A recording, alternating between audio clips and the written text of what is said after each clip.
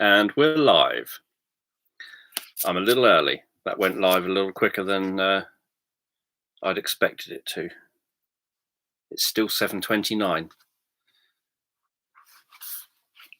Should have a holding screen for 1 minute. Let's put that down there, out the way.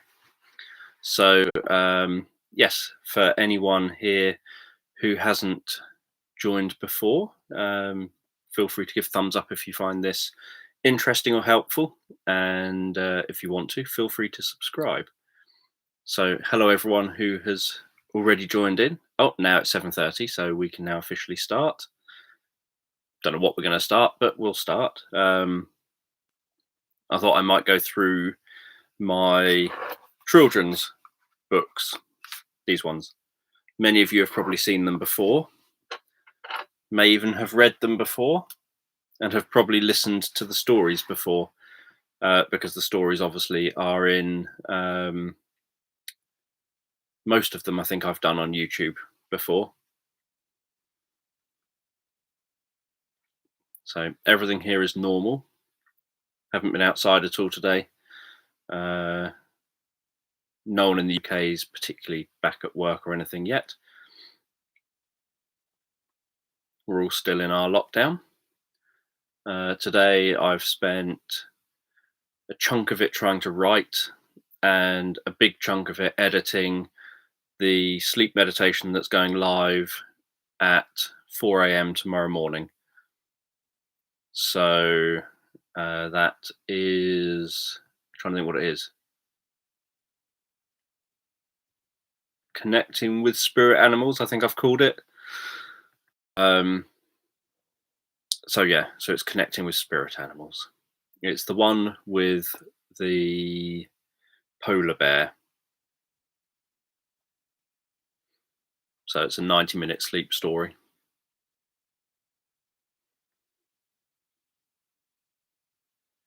Which hopefully people who weren't there live to join in like it.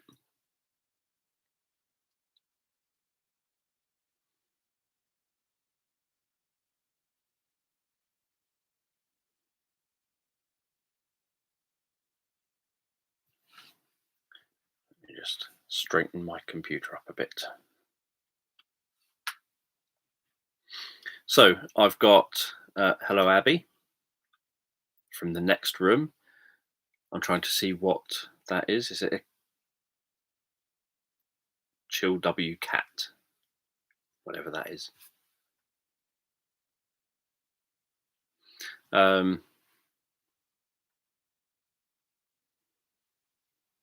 Oh, it's on your regular list. Cat in a box.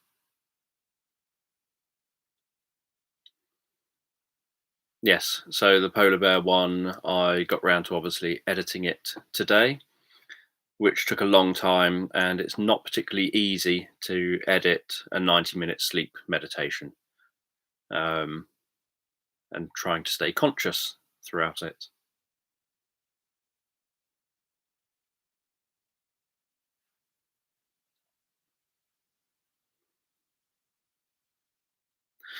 So I have got 2 books of stories to be read to children. Sleepy Bedtime Tales, that was the first one. That was the first one.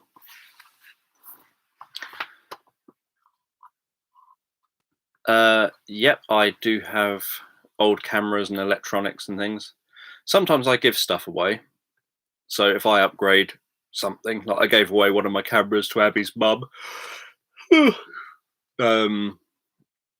I've given away other things to other people, like cameras and things to people, because they're not going to be worth anything to be able to sell them or go to the effort of bothering to sell them and ship them to people or anything. By the time I upgrade, I gave a camera to Abby's sister, my Sony a6000, and I'm sure I'll do a lot more yawns. As I say, I've spent today, obviously last night was a late night, and then spent today writing my latest book, and then having to make sure I get my sleep meditation done for 4 a.m. Yeah, so I gave my Sony a6000 and a couple of lenses and things to Abby's sister. I gave a bridge camera to Abby's mum. I gave probably the best camera phone that I've ever owned to my brother. That was a Nokia something.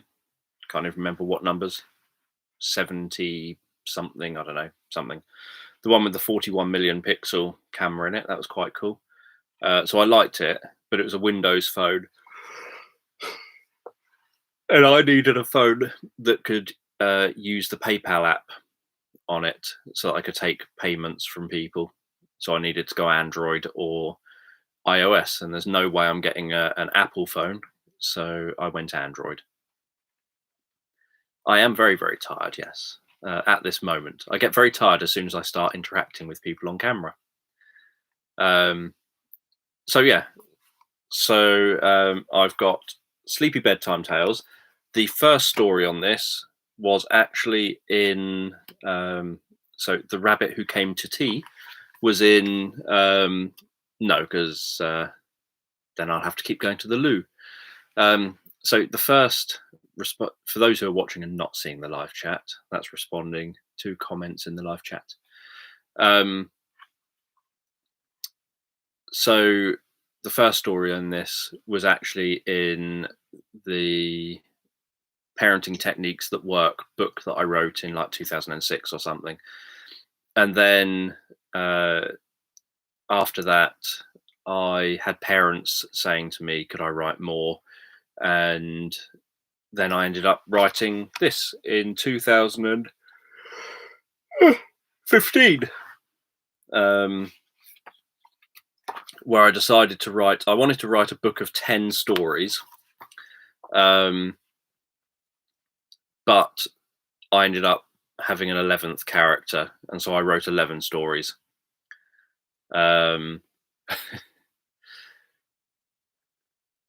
So yeah, I'm definitely not an iPhone person. There's lots that I dislike about iPhones and Apple products generally. But yeah, so with this book, it tells more than just sleep stories. So it starts off talking about why I wrote the book, but also about things to do with sleep hygiene as well. So how to help your child to sleep in the first place, how to read the stories for best effect, how to do other techniques that help young children to fall asleep. So the idea of this is that it's an all-round get your child to sleep at bedtime book. And obviously it's based on stuff that I've done over the years working with children. Initially starting with working with children in children's homes, and then obviously working with families. So that covers a lot more than just, here are 11 stories to read to your child. There are other mistakes that other sleep story or children's sleep story type books make, that, like, for example, they'll do picture books, and anyone who's read a book for them to go to sleep to, most children, as soon as you turn the page, they want to see what the picture is on the next page, and that kind of defeats the whole drifting inward and inner focus thing that you want the child to be doing. So what you want is a book that doesn't have pictures on it if you're going to be reading stories to that child to send them to sleep. You want to make sure that they don't have any motivation or any reason why they would want to open their eyes and look at the next page. They want to just follow along with listening and creating the story in their mind. So that's the idea, is you want them to be just going deeper and deeper into the experience, not pages turned, what's the picture on this page, let's open my eyes and have a look.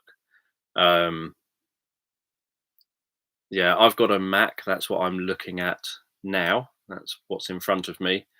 But I definitely prefer my non-Mac, my Windows PC, my Windows laptop.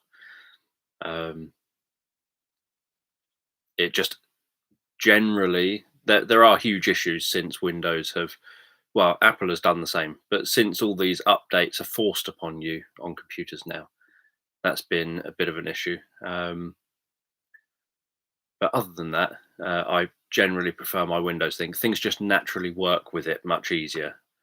And the layout and the navigation is significantly better.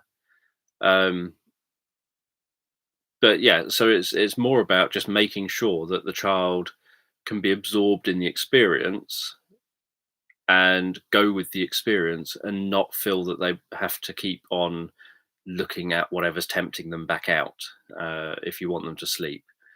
So other strategies that are in this book include things like, if you put on, say you watch cartoons with your child at bedtime, you can put on cartoons, and part way, I always sort of joke that parents never have a problem with this, but part way through the cartoons, you say, "Oh, I'm feeling tired." You yawn a bit, and you say, you know, mummy or daddy or whatever doesn't want to miss this, you know, what happens next. So can you try really hard to make sure you keep watching, so that you can catch, you know, so you can tell me what happens. And now, because of the way our brains work, as soon as you've made it so that the child has to pay as much attention as possible to staying awake to watch the end of the cartoons, you've just significantly increased the chances that they're going to fall asleep. Um,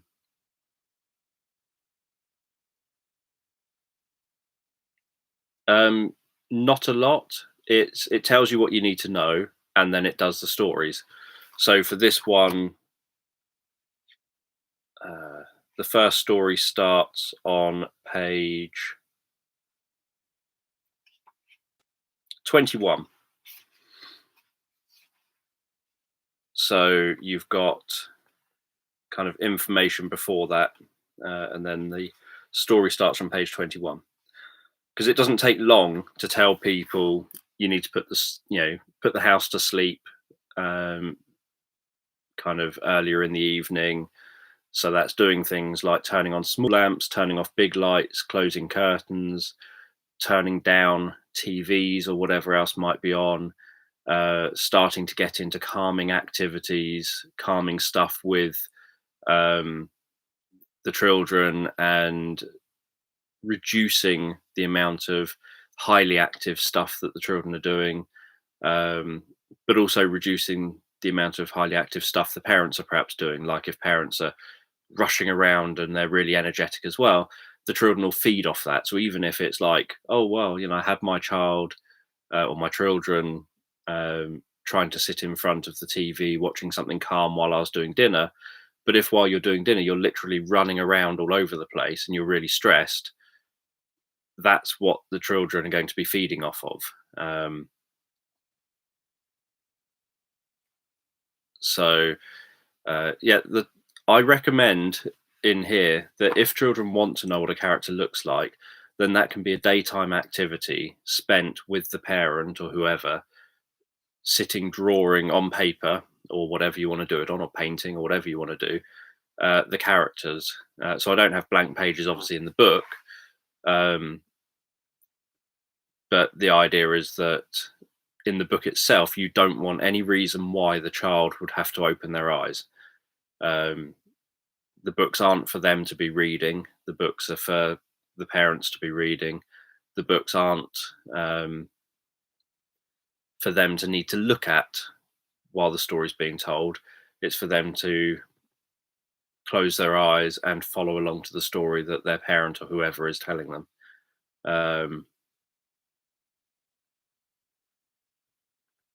yeah, the parent needs to go there first. Um, Children will feed off of the emotions of whoever's around. Um,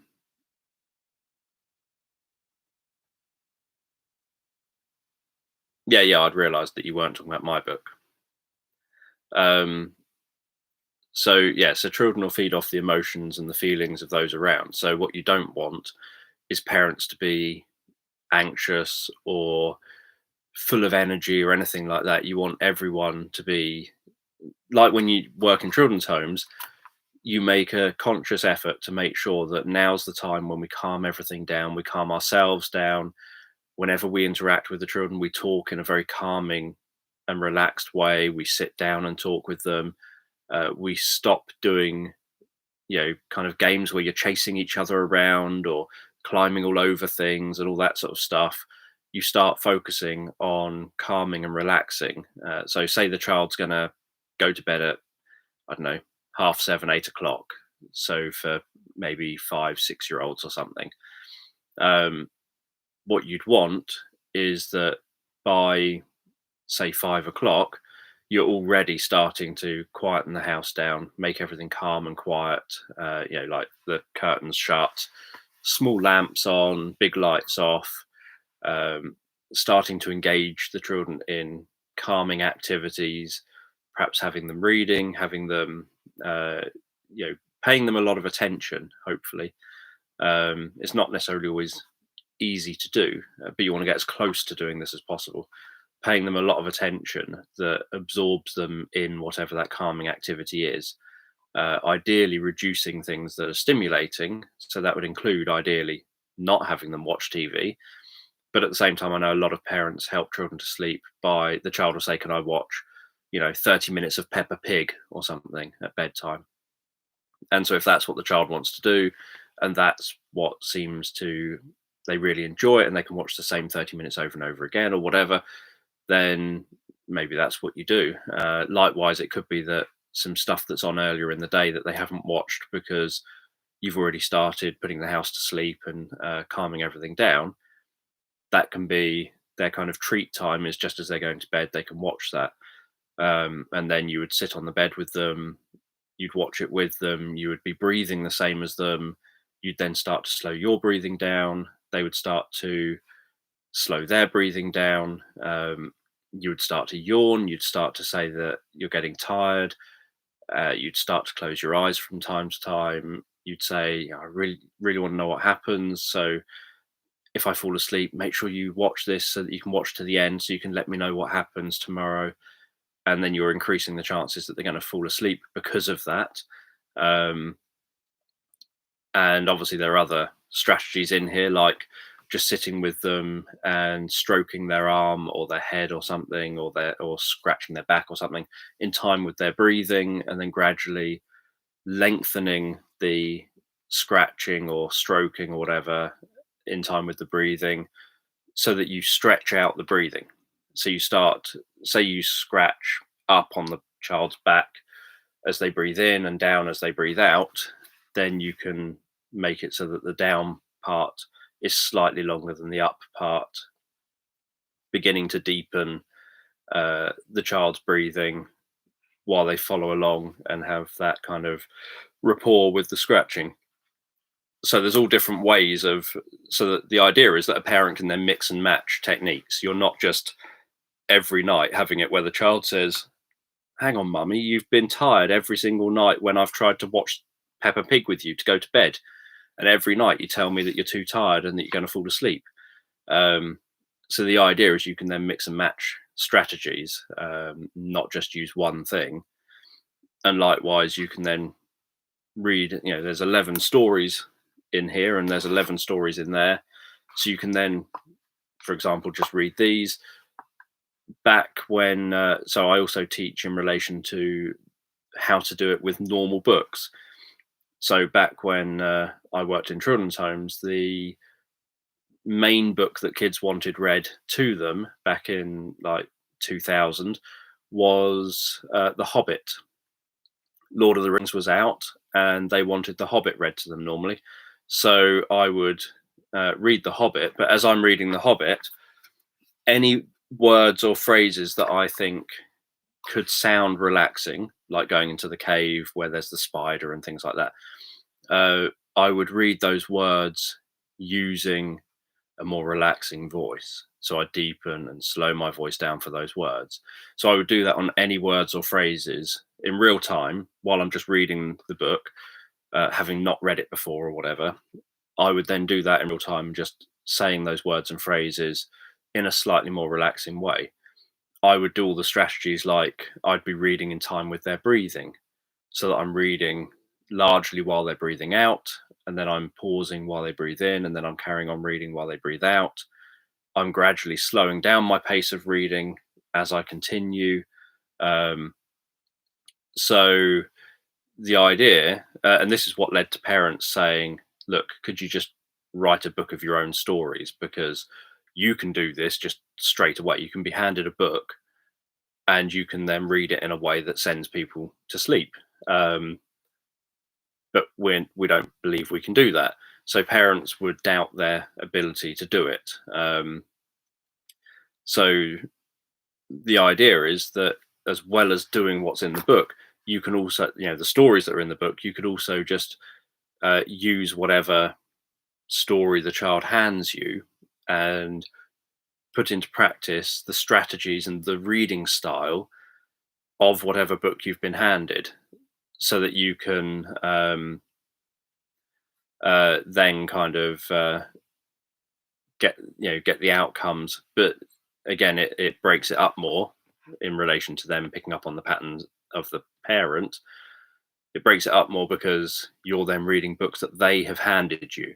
So it's a little bit like a magic trick. It's like that whole if the person, if you say, oh, do you have a coin or something, and the person gives you a coin, they think that there can't be something fishy going on here because I gave them the coin.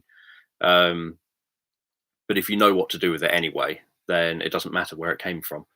Um, so this book, the plan of it was to try and be more helpful than just here's a bunch of sleep stories.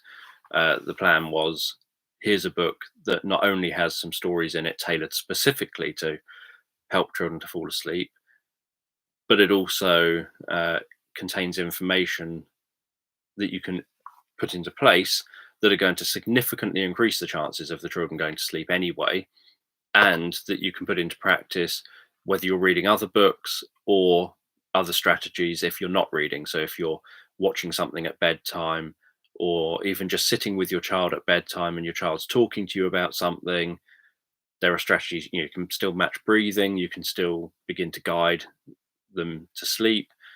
You can scratch their back or their arm or whatever it happens to be, their head or something, and send them to sleep that way.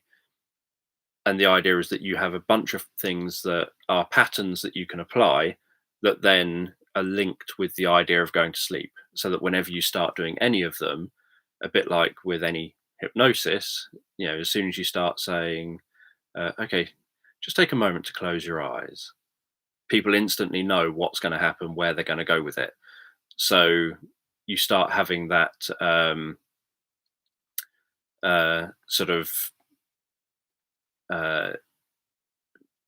you have all those patterns built in and those responses built in.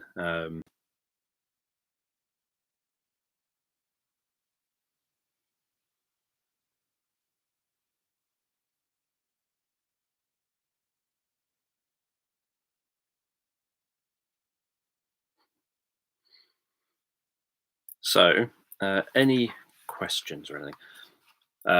I've read most of these. I think I've read most of these 22 stories on my channel. I don't think I've got them all on my channel still. I think I've only got about 13 or 14 of them on my channel now. But I have read them all, I think. So I might read some here if anyone ends up wanting that. Let me have some water.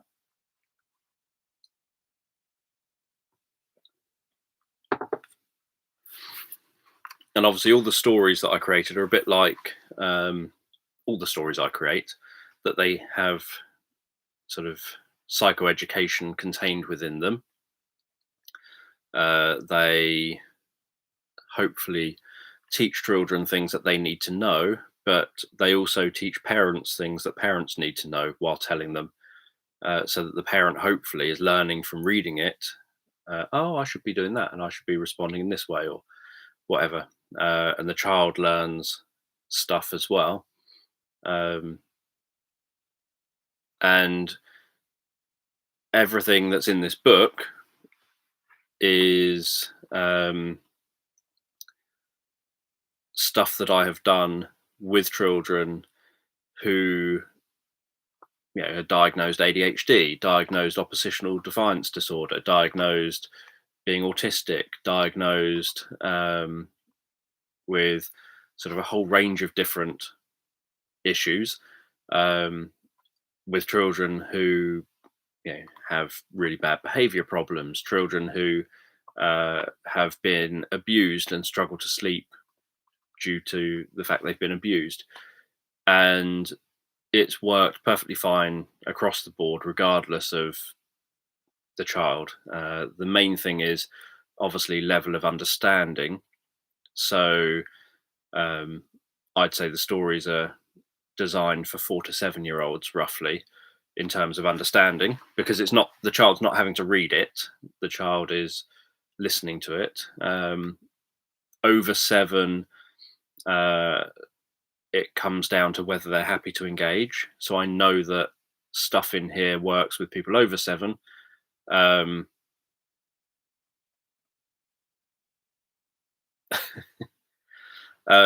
so I know that it works with people over 7, but it ends up, you know, some children say, "Oh, I'm too old for sleep stories," or to be read bedtime stories. But then that's where you can move on to the strategies like reading The Hobbit or whatever it happens to be. You can read to them what it is that they want read to them if these stories are too young for them. Children under 4, I know, for example, that my uncle used to use um, my stories with his kids from literally when they were sort of 2 years old or whatever for his youngest one. And because it's how you're telling it, and it's the sort of whole engagement thing that's more important than the actual words. um it's all the kind of non-verbal and the uh kind of non-word component of the verbal stuff that's important. So it works perfectly fine with younger children as well. It's just they might not understand everything that's being said. So it's whether it's a specific child who's happy to listen along because they like hearing their parent or whoever tell them a bedtime story, and that they understand enough of it to be able to still fall asleep to it, and kind of create bits in their mind. Um, but then there's no harm in someone going through a story and telling it in their own way. So I know, but there is that sort of age, I think, where people think they're too old for sleep stories before they've realised that they're now old enough that they wish they could have sleep stories again. Um, so you don't like it when it's just an out of the blue kind of, that's it. So, um, as I say, The Rabbit Who Came to Tea is the first story in the book, and it was also the story that I had written many, many years earlier in my Parenting Techniques That Work book. But I'd written it in that book specifically to prove the point. I'd written it in the chapter on um, helping children to sleep. I can't remember the name of the chapter, probably sleep problems or something. Um, in that chapter, I'd included it as, here is an example of how you can tell a story to help children to sleep. And the idea was that I didn't want to use copyrighted material. So I didn't want to end up, for example, as I've used The Hobbit frequently in this conversation, I didn't want to say, include a big chunk of The Hobbit in my book, saying, here's how you can read The Hobbit and make it so that it will send a child to sleep. Instead, I thought, let's just write my own story. So that's what I did. I can't remember if there's tooth fairies in any of my stories that are in here. I can't remember what my stories are about. Uh, Normally, what they're about doesn't come to me until I'm reading it, and even then, I can't normally remember it fully. So I don't know, but they all have the same. So the characters in there and the characters in there are the same lead characters. So story number one in here has the same lead character as story number one in here, and then story number two here is the same lead character as story number two here, all the way through to story number 11.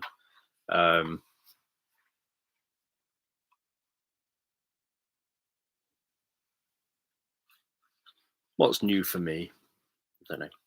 So, and every single story, a bit like every single sleep meditation that I do, starts off with an incredibly important phrase. Because,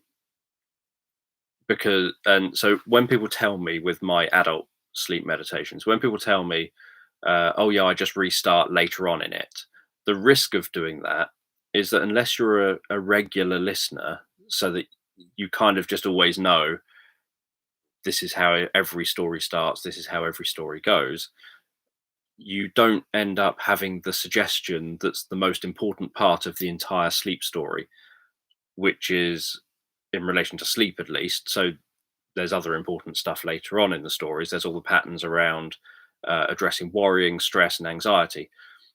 But specifically around sleep, the most important part is the sentence I say at the very, very beginning. So, where I say, I don't know whether it will be the sound of my voice or the spaces between my words that help you drift comfortably asleep, or whatever I end up saying. All of that stuff is the important bit, because that's the bit that then makes it so that you've now got the suggestion that it's either going to be me talking or when I don't talk that's going to make you fall asleep here. Whereas if you skip the suggestion and start further into the story, you don't then receive that suggestion, which means that then you've got no motive, no kind of message to respond to end up, yeah, you've got double bind. You've then got no message to respond to fall asleep. So you're far less likely to fall asleep if you don't listen regularly to my stories, and so you don't know that that is at the beginning of all of them, and you don't kind of have that setup of, oh, when I listen to Dan I fall asleep because I'm so used to falling asleep listening to Dan. If you're new and so you don't have that, and you just jump in, maybe it's your second time ever listening, and you've jumped in 20 minutes into the story because you fell asleep at some point, it's going to be far less effective in relation to sending you to sleep because of that. Likewise, I know some people, I always delete them because they're pointless to do, but some people post timestamp comments on my videos after the introduction, saying, I don't care about the introduction, I'm here for the story. I don't want all of that kind of closing your eyes and the double bind, and they don't use the term double bind, but the double bind, except I don't want that. I just want to jump straight into when you start the story. Here's the timestamp for others so that they don't have to put up with this as well, even though it's like 12 seconds or something stupid. So people that do that intentionally skip that, are more likely to still be awake and not end up falling asleep to it, because they've skipped the message, fall asleep to this, essentially, because that's what that message is. That message is, you will either fall asleep to this because I'm talking, or you're going to fall asleep to this because I'm not talking. So it'll be up to you. The only way to answer that double bind is to find out by falling asleep. In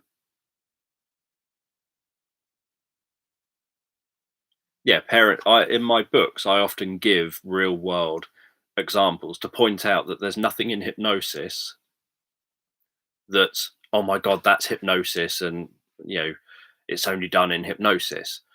It's all normal communication. So saying, for example, would you like to brush your teeth before bed or after dinner, is a double bind. um, or as a bind, because they can still say, I don't want to brush them at all. Um, do you want to go to bed at 7:30 or 7:45? Again, it sounds like you're giving a choice, but what you're saying is, I want you in bed before 7:45. Um, so especially around things like bedtimes, double binds work really well, because then the child can seemingly have control of making their own free choices. But the reality is that every choice they make is the outcome of it is what you want. So it doesn't matter what choice they make, but it gives everyone, you get what you want, the child to go to bed. The child gets what they want, to be able to make their own mind up over when they go to bed. Um, so it helps everyone to feel a sense of winning, rather than someone losing because the parent says go to bed at this time and the child says I don't want to. I want to go to bed at this time. And the parent says no, you're going to bed at this time, and it becomes a big fight or something. Um, so as I say, every story starts off with a similar double bind, and the idea is that you're only saying it very quickly. You're not like dwelling on it or anything. The first part of the story. Um,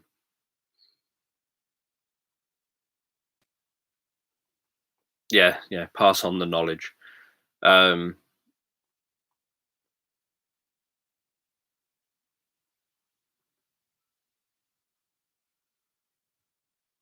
yeah, and if you really want to kind of, uh, if someone's that adamant that they don't want to wear what the parent tells them, you can say, do you want to wear this or this? I really don't think you should wear that one though. And you have a third option that's the option that you say, but I really don't think you should wear that. And you're focusing their attention on now deciding between three things. One, the parent has said, I really don't think you should wear it, which you really couldn't care less if they wear it or not. But you want an option that if they want to rebel against you, they can choose that option and you don't mind. Um, and then the other two options, you're more than happy for them to choose between. So, you can always throw in the third option if you think, right, I need another option. So they've got a way of getting out of this by rebelling against me. Um, a bit like the Brer Rabbit thing. Whatever you do, don't throw me in the briar patch. And obviously, what they really want is to be thrown into the briar patch.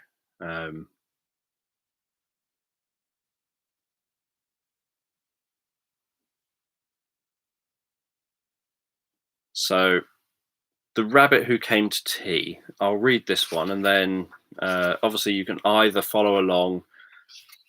Don't drift off with it unless your attention isn't required elsewhere.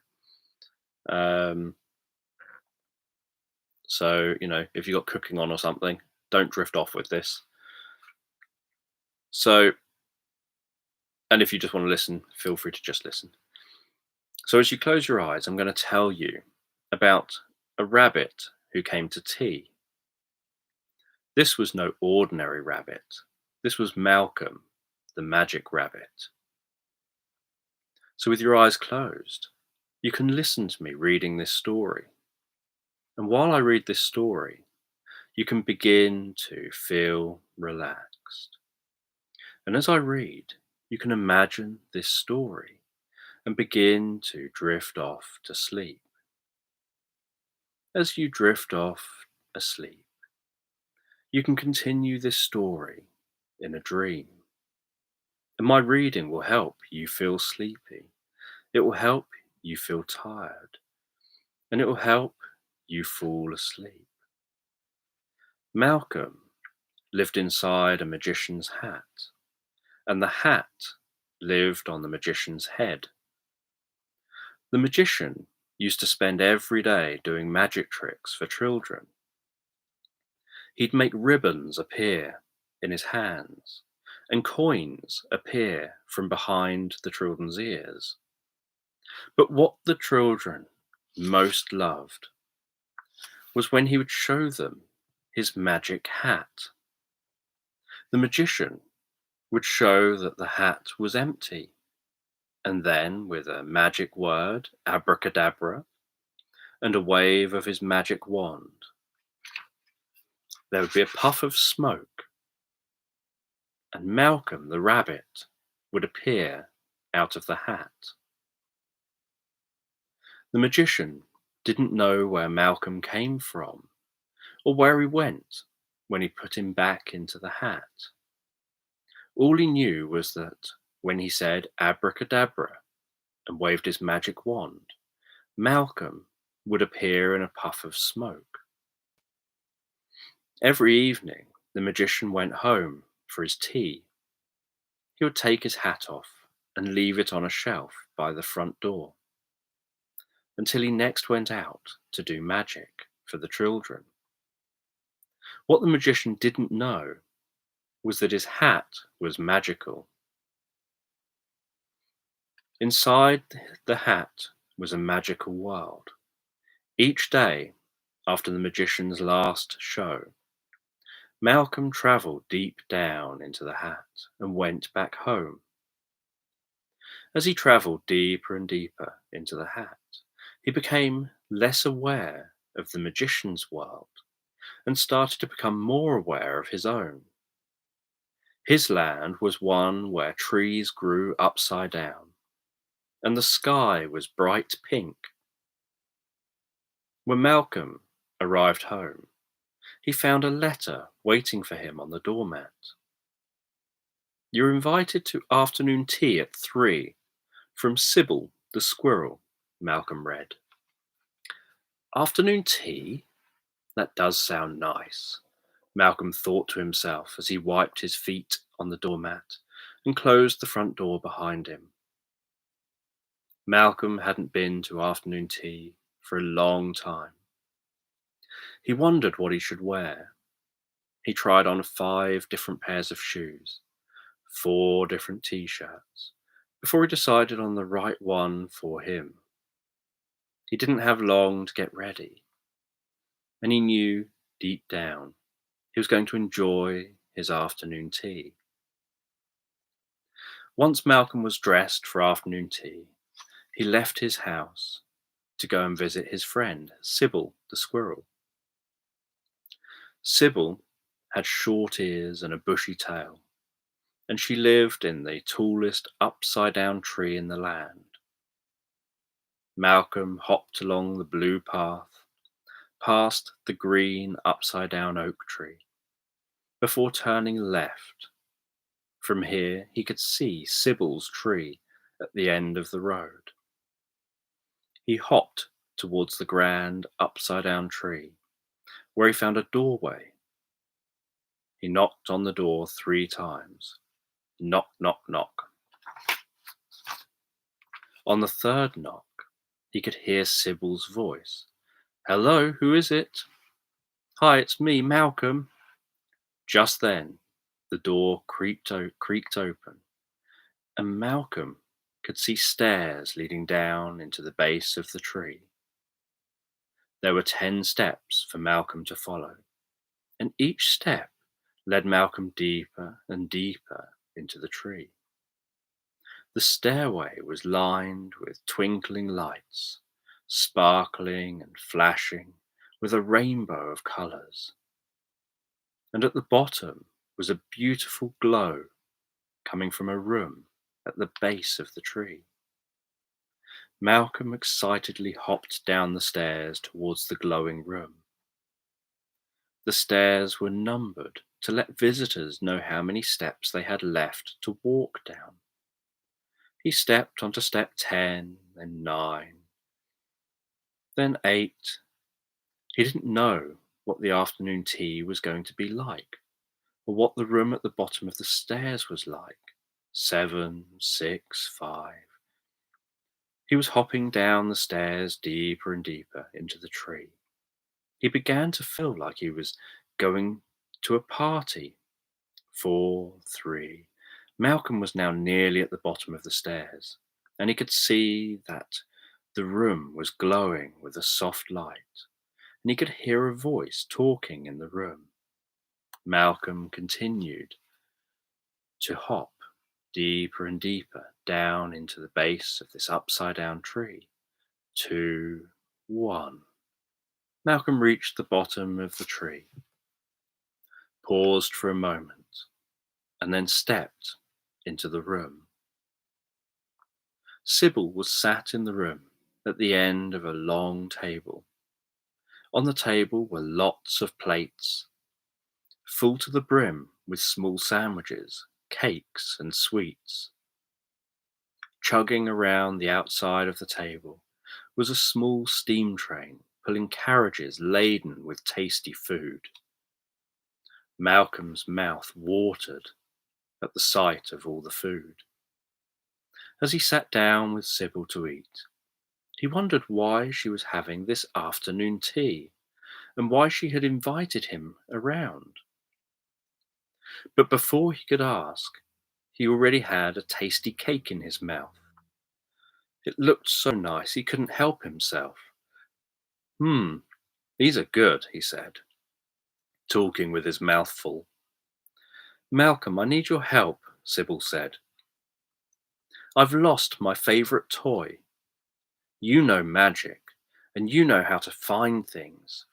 I need your help to find my favourite toy. Malcolm did know magic, but he didn't know whether he could find Sybil's favourite toy. Still, he was going to try. He asked Sybil what the toy looked like and where she had last seen it.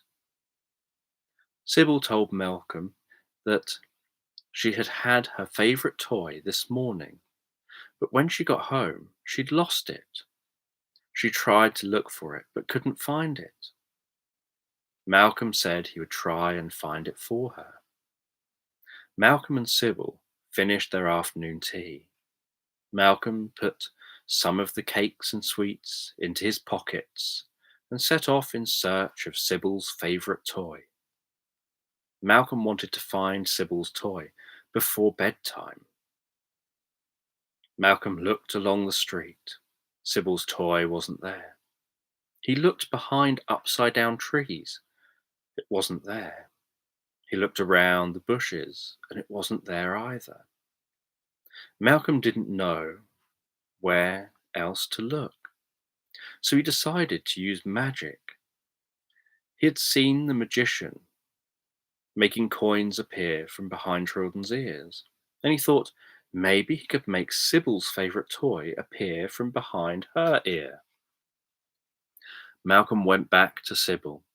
He said a secret magic word before reaching behind Sybil's ear, where he found Sybil's favourite toy appearing in his hand.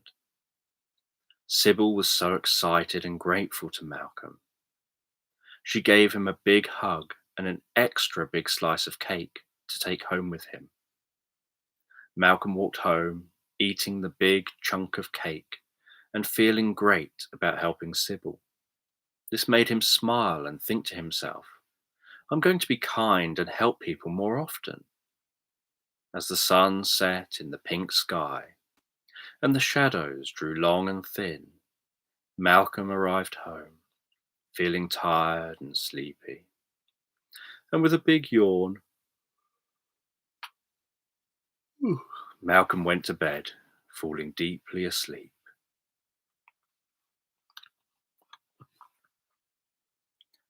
So that was that one. Hope no one was asleep then.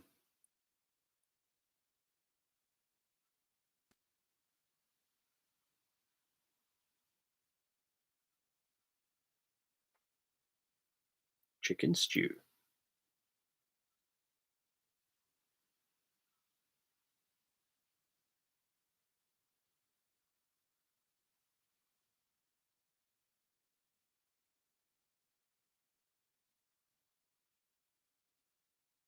Just reading.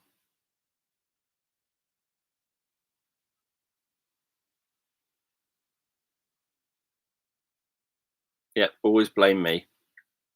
There aren't illustrations. Nope, my uncle's name was Alan, or my magic uncle's name was Alan. Yeah, Malcolm needs to find my purple pen. I do have a magician's hat, but it's locked away in a cupboard. Um, yeah, so there are no illustrations. I obviously at the beginning of this spoke about, or 20 minutes ago, I don't know, whenever it was, spoke about why there are no illustrations and the importance of not having illustrations if you're trying to have a book specifically to send kids to sleep. Um, but I have spent years and years and years trying to find a publishing company that would turn all of the 22 stories, so the 11 in there and the 11 in there, into illustrated children's books as individual books, so that you've got something that you can sit down and read with your child potentially, not with the intention of them falling asleep, but just as normal stories. So it would make them less effective as sleep stories because they'd have illustrations in now, but it would be something else that parents could then read to their children kind of during the day. So other stories in here are Timmy and the Secret Door, The Princess and the Magical Kitten,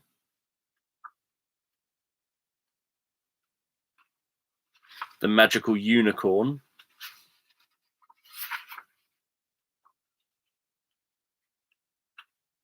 The Spaceman and the Dinosaur, Swift and the Swallow, Caterpillar's Dream, The Boy Who Ran Off to the Circus, Adventure of a Time-Traveling Worm, because obviously he makes wormholes, The Puppy Who Wanted to Play, and The Magical Journey Asleep. So they're the other stories that are in there.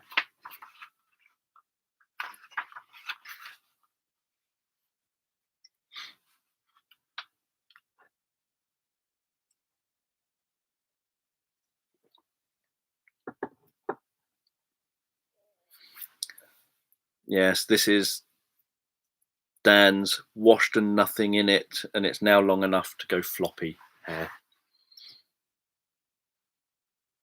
Yeah, it curls at the back. One side it curls out, and one side it curls in. So both sides curl in one direction. Weird.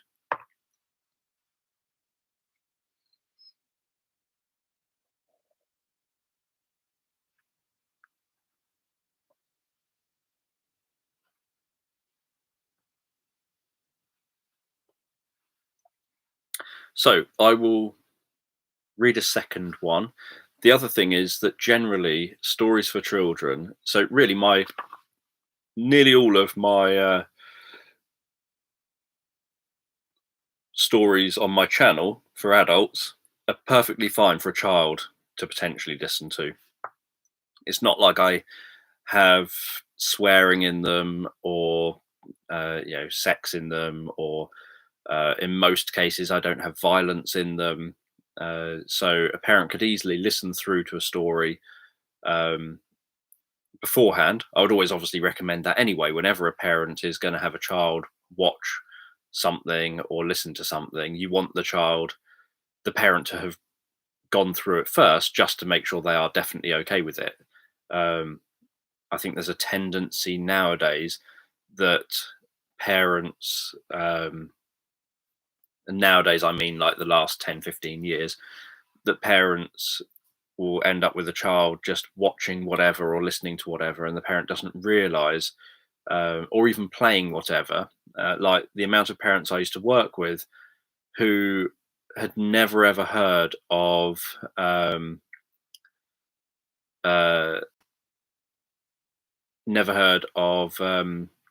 Grand Theft Auto.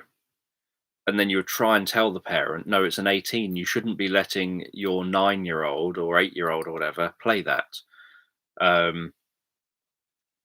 And yet they wouldn't realize it. They wouldn't realize that Grand Theft Auto is a violent computer game full of sex and all sorts, and lots of swearing and everything.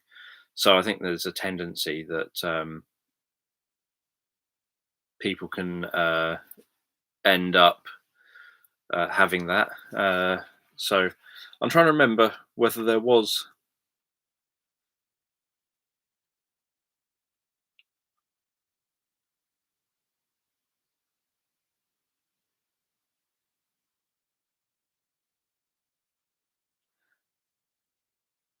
I'm just having a look to see.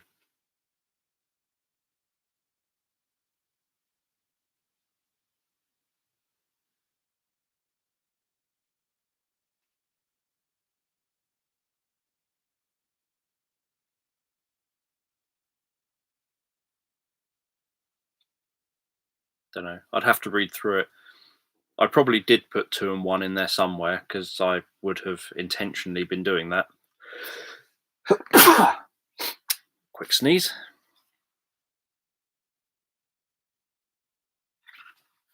So, The Princess and the Magical Kitten. As you close your eyes, I'm going to tell you a story about the princess called Polly.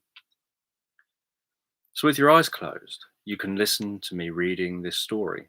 And while I read this story, you can begin to feel relaxed. And as I read, you can imagine this story and begin to drift off to sleep. As you drift off asleep, you can continue this story in a dream. And my reading will help you feel sleepy. It will help you feel tired and it will help you fall asleep. Polly the princess lived in a beautiful palace, surrounded by well-kept gardens full of colourful flowers, trees, and bushes shaped like different animals. There was a bush shaped like a swan, a bush shaped like a fish, and a bush shaped like a bear. The grass in the garden was green and soft. It was so soft it tickled your feet if you walked around with no shoes on. Polly loved walking around the garden with no shoes on. She would just relax and close her eyes and slowly walk around, enjoying the smell of all the flowers. With her eyes closed, walking around,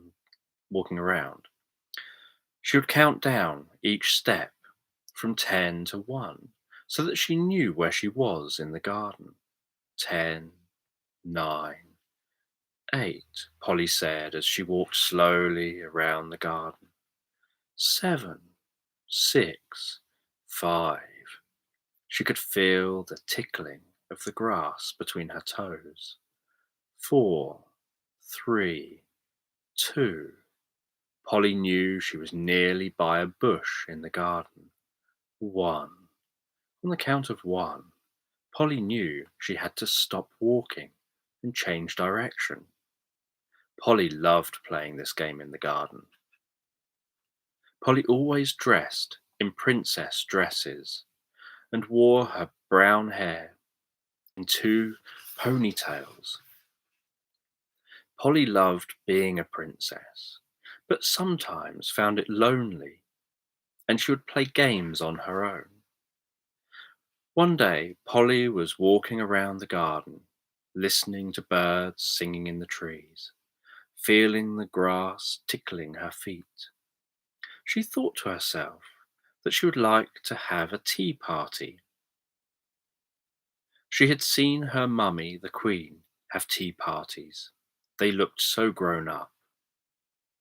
Polly asked her mummy if she could have a tea party and have friends round. No, Polly, the Queen replied. You can't have friends round today. Polly didn't like this. She crossed her arms and scrunched up her face and sat on the floor sulking. This didn't do her any good. The Queen had said no, and when the Queen says no, the answer is no. It didn't take Polly long before she got bored of sulking. She decided that she wanted to do something different, something more fun. Sometimes it was boring being a princess. She lived in a beautiful palace. She had beautiful clothes, but she wasn't often allowed friends over to visit. So she would get lonely. She wanted to find something really fun to do. Polly still wanted to have a tea party, but how was she going to convince her mummy? As she thought to herself, Polly sat down under her favourite tree, closed her eyes, and began to think. How could she possibly have a tea party? While Polly was sitting with her eyes closed and thinking, she started to hear a purring sound. Purr, purr, purr.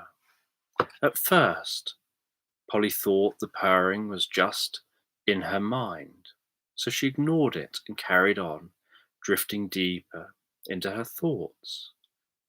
Then she heard it again, closer this time. Purr, purr, purr. Polly immediately knew that this time that it wasn't in her mind. She opened her eyes, and there, lying on its back on the ground in front of her, was a small black and white kitten. The kitten seemed to enjoy the grass as much as Polly.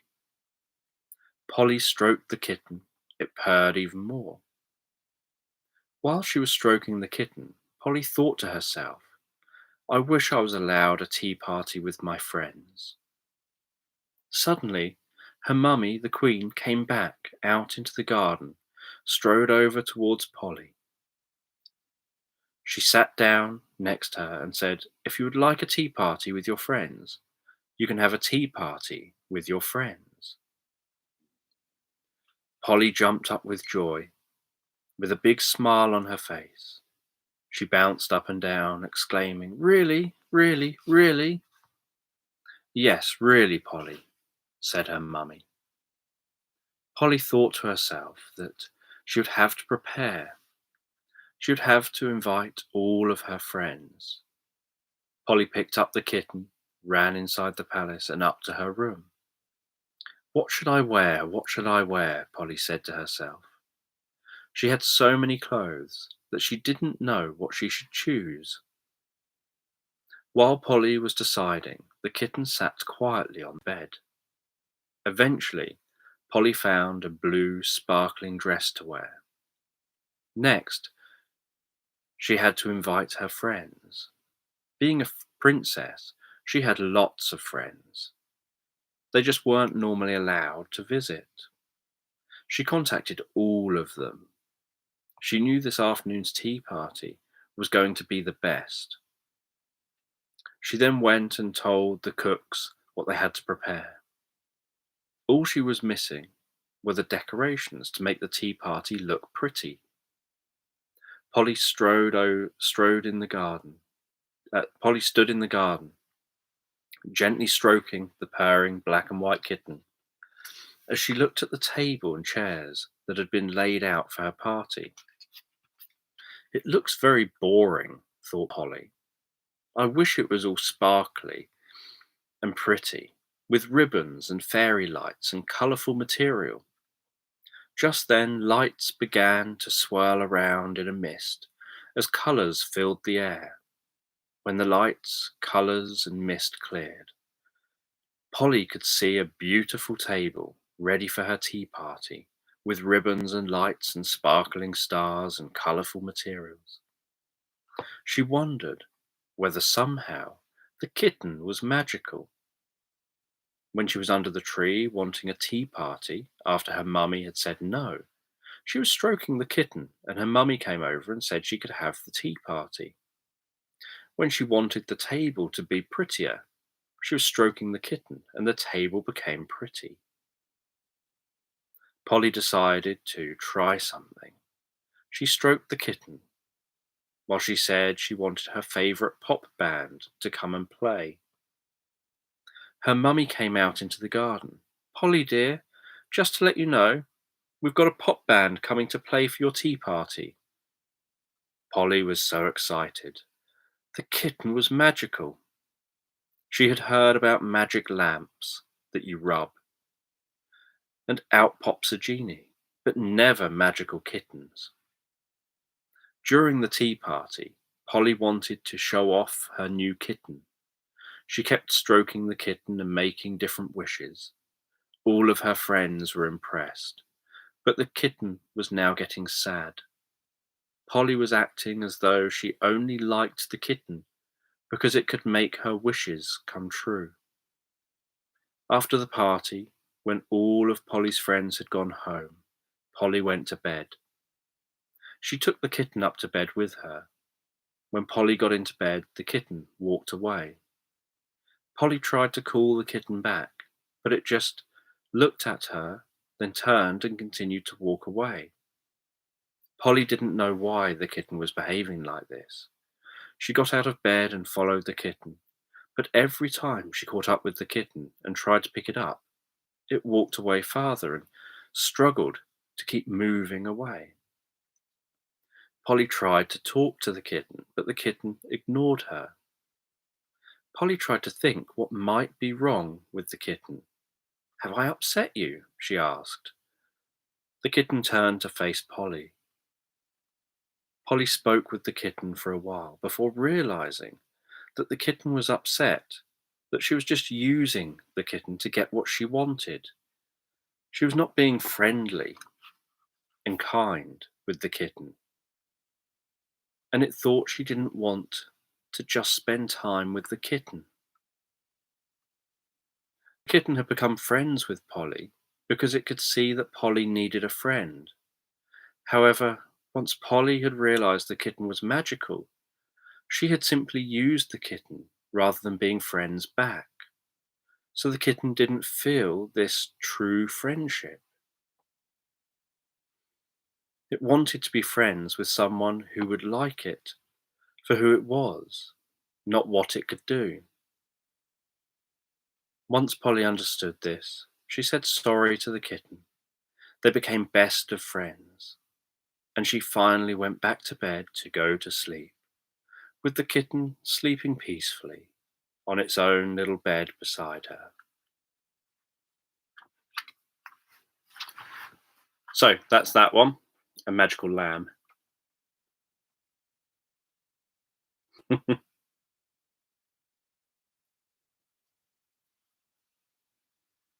Yeah, Grand Theft Auto, GTA.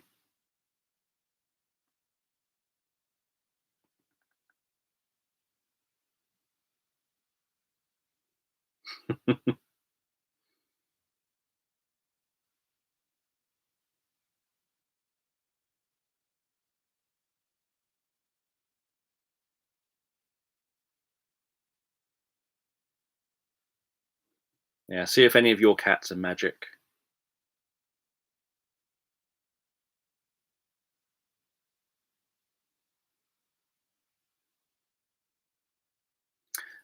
I don't know if I gave this kitten a name. Trying to think if it's got a name in this book.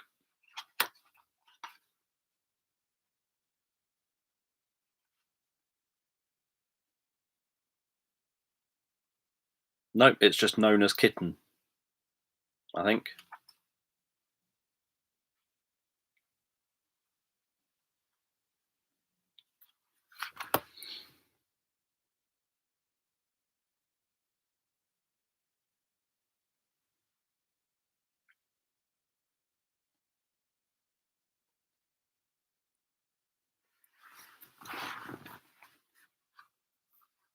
Yeah, talking of magical lambs just makes me think of the Simpsons episode. Um, the one where Homer realizes that pigs are the creators of bacon, sausages, pork chops, all these kind of wonder foods as he sees them. And says there can't be one magical animal that creates all of that, and then finds that there is.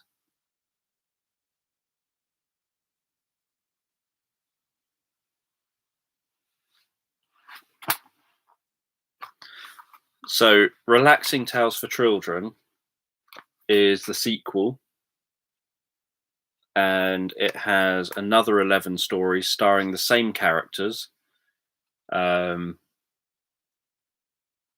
in the same order as in the other book. But the idea was that these are, you could ask a child to close their eyes at bedtime and read them to go to sleep, reading to the child to go to sleep. But the idea was that these are about a minute or two shorter, um, about a minute or two shorter, and they're more for like afternoon nap time. So it's kind of to complement the other book. So you've got one book that the stories are designed to be just slightly longer. You would obviously read them in time with the child's breathing. You'd follow all the sort of things. You wouldn't read them like I'm doing here to a camera. You'd read them in time with the child's breathing and in time with the child's responses. The idea is that when you're reading to the child, you're being hyper attentive to your child. You're not just kind of thinking, can I rattle through this quickly, get it over and done with, and then go? You're attending to your child and their needs, and you're reading at the speed that their child is going to sleep. So you're reading in time with their breathing, you're reading in time, at a pace that's kind of right for your child. So relaxing tales for children is then like, when you need to relax the child, late afternoon, earlier, sort of 4 or 5 o'clock or whatever, you want them to relax, ready for, they're going to go to bed, maybe 7:30 or 8 or whatever. You want them to stop bouncing off the walls for a little bit, and want to start calming them down. So you might read it. Obviously, within parenting work, we would always be recommending that parents, especially parents of children under perhaps 7, 8 years old, so primary age children, that you would do things like reading time after they get home from school, a sort of a quiet period where you do reading or you do meditations with them, things like that. Something that's separating the school day and whatever goes on at home in the afternoon. So something where they can sit down, they can do meditation, they can do reading, something where it's the parent and the child spending time together and interacting together in a positive kind of way.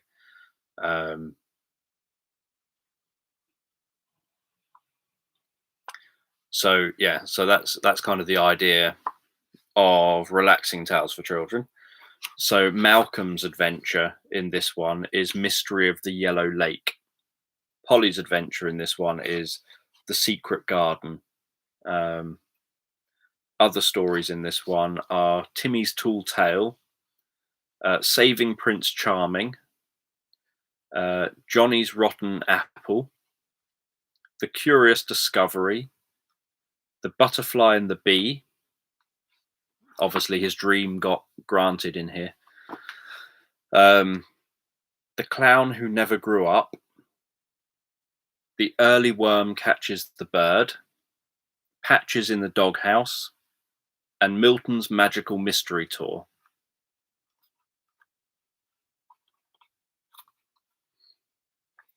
So that's those ones. So, oh yes, in case you didn't realise, the last story in here, the main character is called Milton. A Milton found their way into the story. But yeah, and I started writing the third book in this series, and kind of stopped writing it, just because I never have enough time to do things, and I didn't have the inspiration. Yeah, you all know Milton is named after. I'm trying to think of some famous Miltons now. Milton Berle, maybe that's who it's named after. So yeah, so I started writing the third one, and the third one was going to be a rhyming tales one. So it's going to be relaxing stories, but through rhyming instead. I thought that'd be a bit different.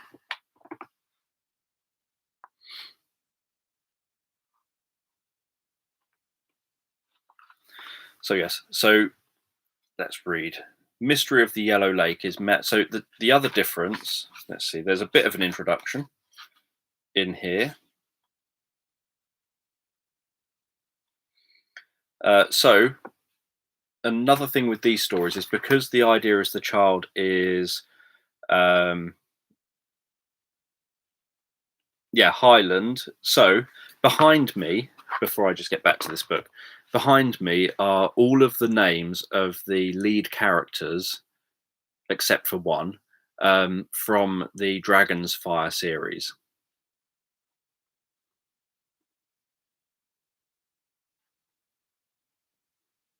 So if anyone remembers the names of the characters in the Dragon's Fire series, you've got Highland, which is Milton Erickson's middle name. So I very intentionally, obviously, didn't choose calling them Milton or Erickson or Eric or anything like that. I wanted to kind of be a bit less obvious than that. So yeah, so Highland is Milton Erickson's middle name and is the main character in the Dragon's Fire series. You've got Kroger. So there is William Kroger's one of his books.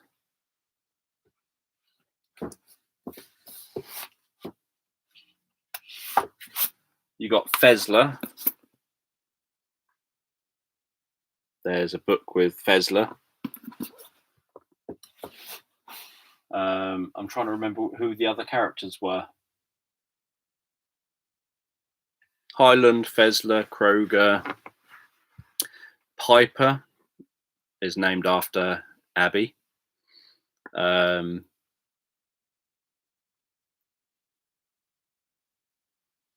was the other one?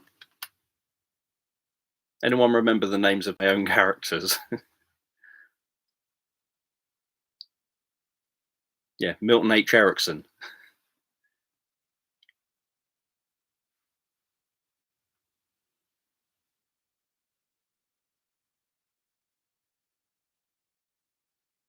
I'm trying to remember the names of all my characters. Highland, Fezler, Kroger.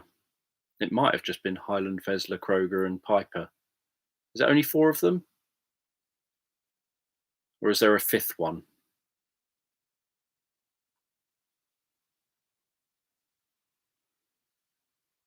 Trying to remember if there's a 5th one or not. If I remember, or if anyone else remembers, then mention it and I'll tell you who it is behind me. But I always remember, obviously, Highland, Fezler, Kroger, and Piper. Yes, I wrote them down over on. I did a Facebook post of all of them. I'm just clicking on my computer now because I want to know if that's all of them.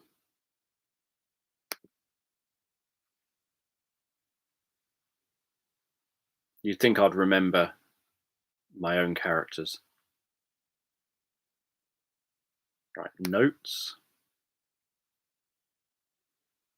Dragon's Fire.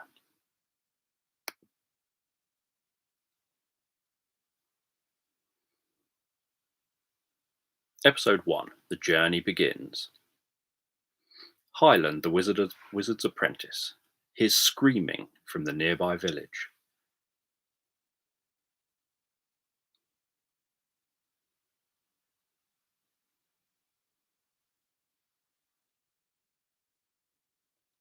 Fezler, Kroger, Piper. Yep, it's just the 4 of them. That answers that question. I was worried I'd somehow forgotten someone. Yeah, the map has the names, but I'm sat here, not where the map is. So yeah, so they're all famous hypnotherapy research people, apart from Piper, who's named after Abby. So yeah, relaxing tales for children. The introduction, I explained that one difference between these ones and these ones is these ones have far more, I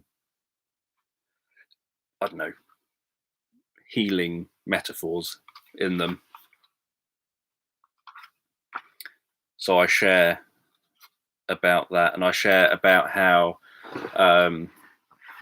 so just a section, learning happens by recognizing patterns and applying them to different situations. Throughout history, this has been how children have learned important lessons from elders, especially prior to written texts. Children would be taught stories within which were many patterns about how to behave in different situations. An example of this would be Homer's Iliad and Odyssey. So, and then I go on to sort of say one skill children learn as they grow up is how to use metaphors. Some children may struggle with consciously understanding metaphors, like children who are autistic. They can take longer to begin to understand them as having an alternative meaning, but the patterns being presented still become embedded in the mind of the child. So these are more kind of therapeutic metaphors.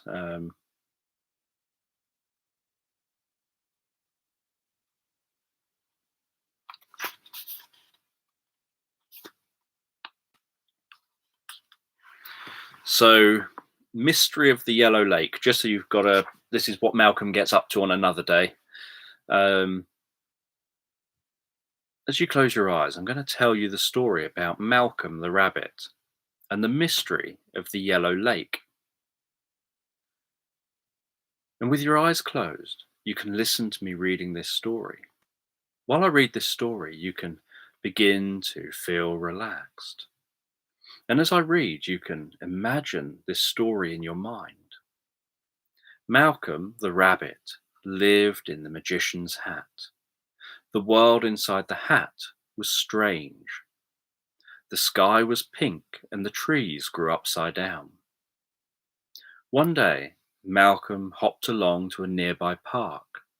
He followed a winding path that weaved through the upside down trees to a lake in the center of the park. When Malcolm reached the lake, he saw a curious sight. Usually the water was green, but today it was bright yellow. Malcolm could see a hedgehog sitting by the lake, crying. He hopped over to the hedgehog. "Are you okay?" Malcolm asked. "Somebody has stolen the color blue from the lake, so the water is yellow," sobbed the hedgehog. "Please, can you help me find the color blue?" Malcolm loved a mystery, so he told the hedgehog he'd be happy to help. What Malcolm didn't know was where he would start. "Do you have any clues or ideas about who may have stolen the color blue?" Malcolm asked the hedgehog. "I saw a trail of blue puddles leading away from the lake. I'll show you." With that, the hedgehog led Malcolm around the lake to the blue puddles. How curious, Malcolm thought as he looked at the puddles, thinking about where they might lead. Malcolm followed the blue puddles along a path leading out of the park. The puddles were quite close together. This seemed to be a sign that the thief was carrying the color blue on foot. He wondered who might have taken the color and why. After leaving the park, Malcolm continued to follow the puddles down the road. Malcolm felt like he'd been hopping along for ages when the puddles suddenly changed direction and led into a hole in the ground. Malcolm got out his torch, turned it on, and hopped into the hole. The hole was wide, with muddy sides. The torchlight reflected off the puddles as Malcolm continued to follow them deeper and deeper into the hole. The deeper Malcolm hopped down the hole, the quieter it became around him. As the noises from outside the hole disappeared into the distance, Malcolm found the quiet relaxing. All he could hear was his feet as he bounced along. After 50 hops, Malcolm stopped. He thought he could hear a noise coming from further down the tunnel. He needed to focus so that he could hear better.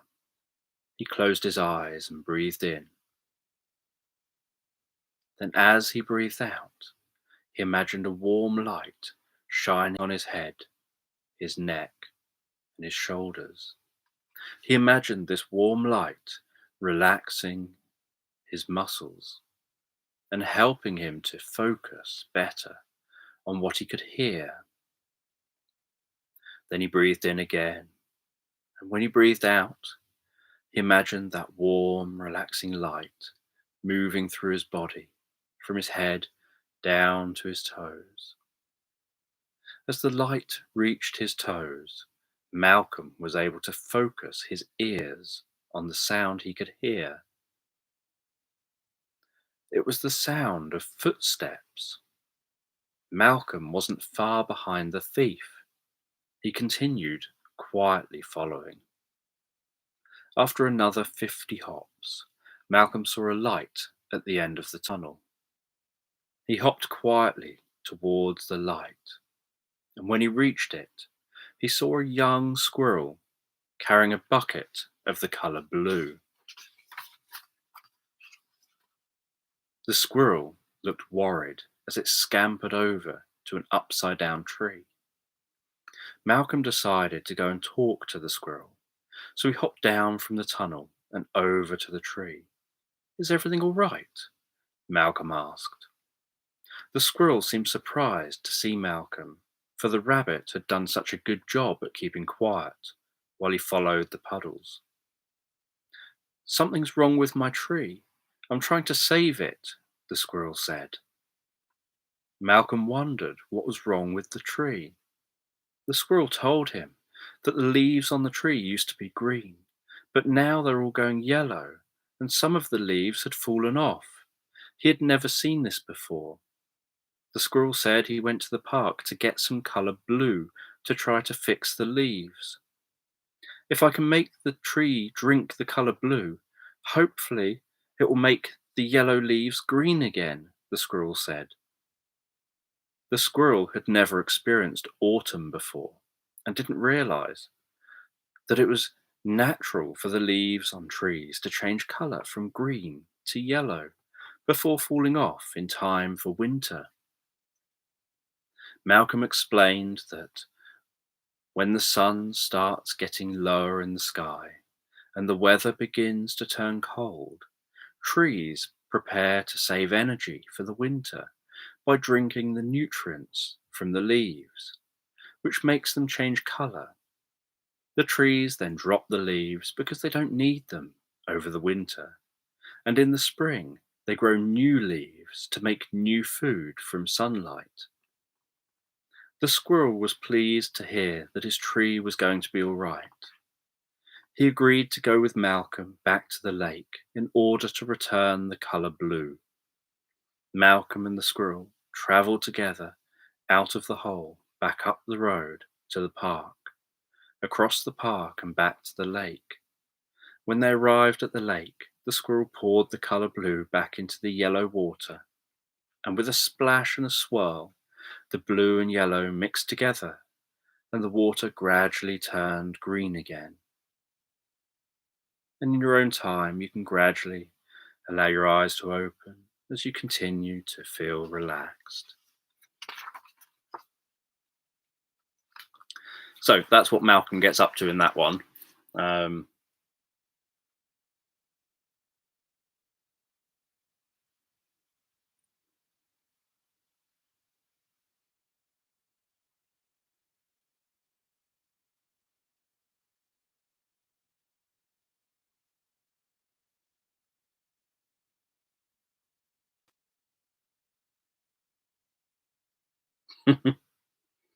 Yes, we're not talking about an open flame torch.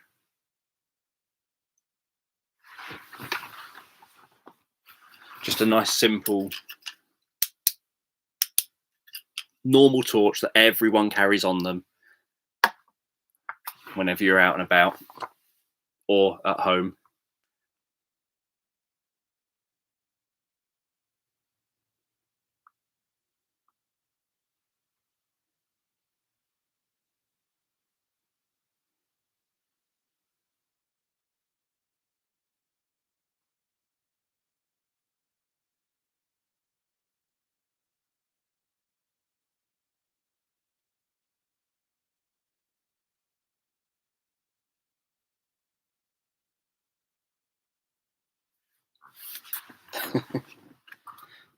Torch is much easier to say than flashlights.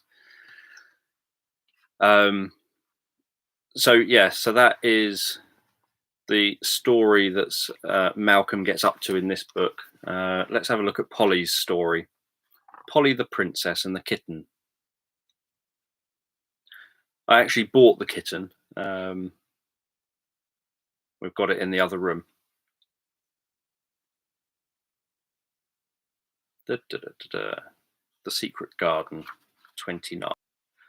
So, this is Polly's adventure. That's in this book, at least. As you close your eyes, I'm going to tell you the story about Polly, the princess, and the secret garden. And with your eyes closed, you can listen to me reading this story. While I read this story, you can begin to feel relaxed. And as I read, you can imagine this story in your mind. One crisp autumn morning, Polly was playing in the garden with her kitten. Suddenly, the kitten ran over to a nearby flower bed and started digging. Polly wondered what her kitten was doing, so she went over to see. She didn't want the kitten digging up the flower bed. She knew that would make her mum, the queen, angry. When Polly got over to her kitten, she saw that it was digging up a small metal box. Polly thought this was exciting, so she too started to help dig up the box to see what it was. Polly's hands and the kitten's paws got very dirty as they dug in the ground. But Polly didn't care. She wanted to know what was inside the metal container. So she kept on digging. Once she got the box free from the ground, she had to find a way to open it. She always had hair grips in her hair. So she decided to use one of the hair grips to try to pick the lock. Polly carefully slid it into the lock and started to turn it slowly. She held her head close to the lock to try to hear the sound of the lock moving. She also closed her eyes and stuck out her tongue. Somehow this seemed to help her to concentrate and focus. The kitten also seemed to become very still and focused on Polly's small fingers, carefully holding and jiggling the hair grip in the lock. After a few minutes, there was a pop and the lid sprung open. Inside the metal container was a single rolled up old sheet of paper. Polly gently removed the paper from the tin, put the tin to one side, and started to unroll the paper. As she unrolled the paper, she realized it was a map of the palace that she lived in. She recognized the lines showing where the palace was, and circles marking out the big trees in the garden, and lines marking out the paths across the garden. But there was a path on the map she didn't recognize. She had never seen this path in the garden before, and it didn't seem to go anywhere. Polly tried to work out where the path was. She looked for things she recognized, like trees and paths. She went to the path nearest to the one she couldn't see in the garden. She looked on the map to see what other landmarks there were that she could use to find the old path. She saw two trees that the path passed between, and another further along the path that the path used to go alongside. From this information, she was able to work out where the path was. She started to follow where she thought the path was, not knowing what she would find. To her, it looked like normal garden grass, nothing special. When she reached where she thought the path ended on the map, she stopped to look around. It looked like the path didn't lead anywhere. She wondered whether that was why someone got rid of the path and planted grass over it. But then she thought, why was the map hidden in a metal box and buried in the garden? There has to be something here, Polly thought to herself. She looked closely at the ground, trying to find anything else out about this spot. Polly couldn't find anything, so she sat down on the grass and called over her kitten to play. As she sat down with a thud, she heard a hollow echo beneath her. She pulled up some of the grass to reveal a silver metal lid. As she pulled up more and more, she was able to read the writing on the lid. Secret garden. Polly smiled. She'd always wanted a secret garden.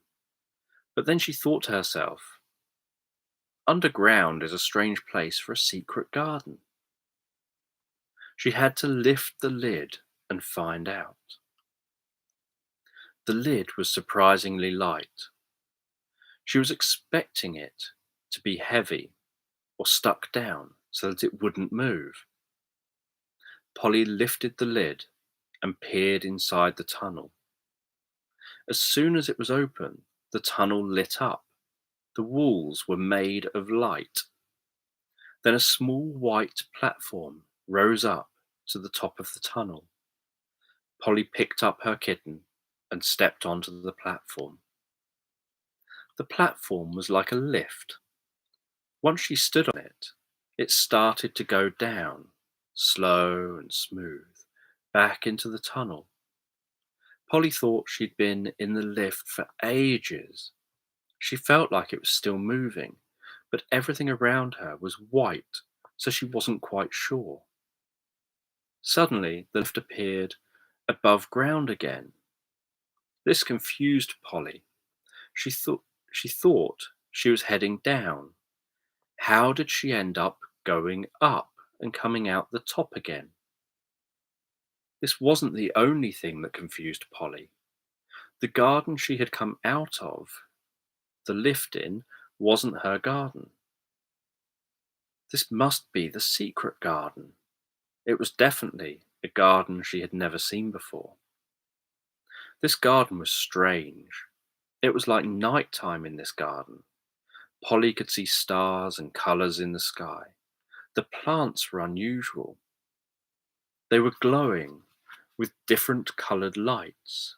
There were purple flowers, pink flowers, red flowers, and blue flowers. Polly could see hummingbirds with shining wings buzzing in and out of the plants, and many glowing insects flying around. Polly thought about how much colour there was, and how beautiful this garden was. It appeared so magical. As Polly walked around the garden, she noticed that each step she took left a faint pink glowing footprint on the ground. This is such a magical place, Polly thought to herself. She knew she would have to leave the garden soon. She didn't want her mum to worry about where she was. Polly and her kitten played in the secret garden for a while before heading back to the lift. Polly and the kitten stood on the lift, and with a gentle movement it began to lower down into the bright tunnel. After what seemed like ages, the lift raised her back out into her garden. She looked around. The sun was shining, birds were singing, and the garden definitely looked like her normal garden. Polly loved that she now had a secret garden she could visit any time she wanted.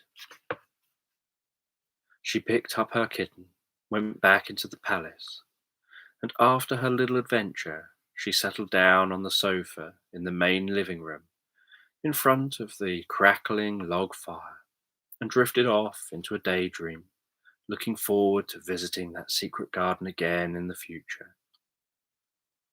And when you're ready, you can slowly open your eyes and continue to feel relaxed.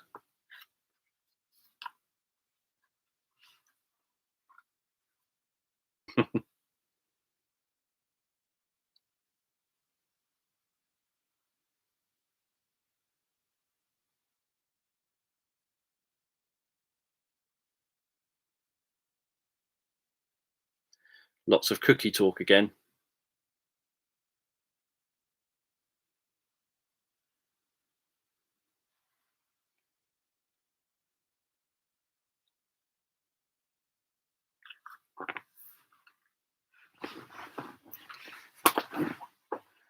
You don't need energetic hypnosis. Do star jumps, or imagine doing star jumps.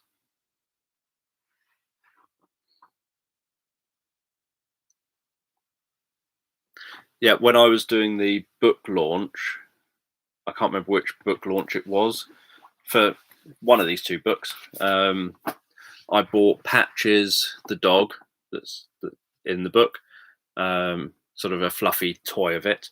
I bought uh, the kitten. I can't remember what else I bought. I bought a few sort of fluffy animal kind of teddy bear type characters.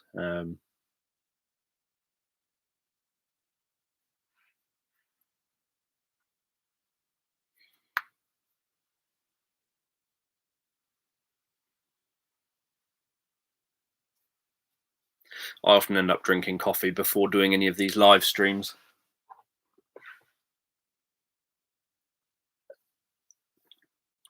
Even though it'd probably be more sensible not to.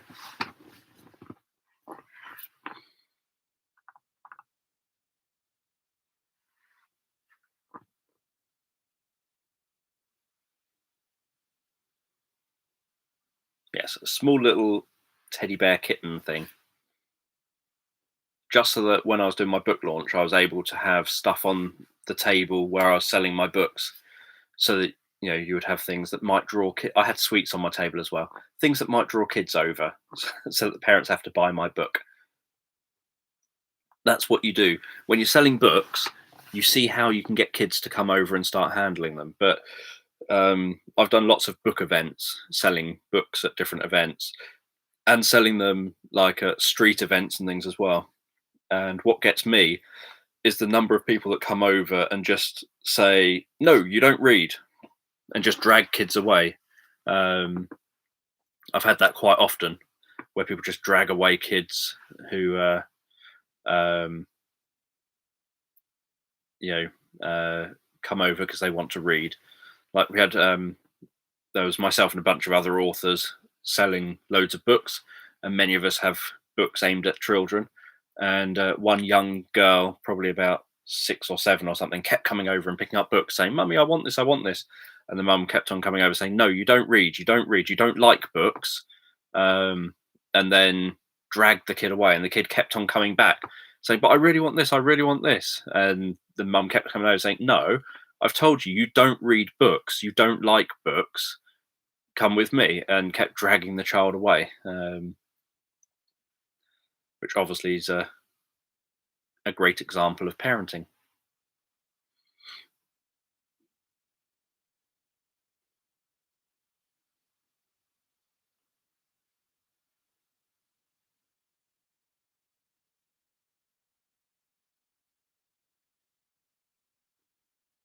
Yeah, so it does confuse me. Myself and a bunch of authors have done selling our books on the street during Arundel Festival, and over in Arundel, and you'd get parents that come past and instantly just drag their kids away because the kids want to buy books and want to read the books, and the parents don't want them to. Um, in fact, when I was doing my kind of social work type job, um, the form I used to have to fill in included questions um, about, can I see books on shelves in the family's home, because obviously that's seen as something that's very important.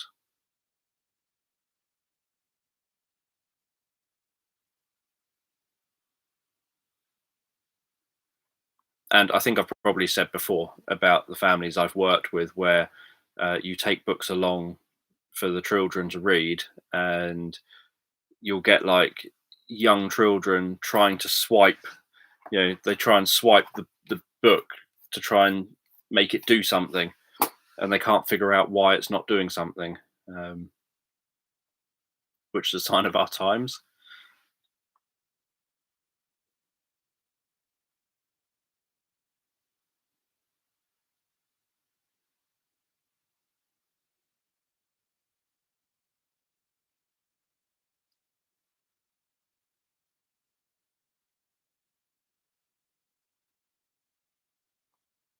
Yeah, the hard part is not saying something.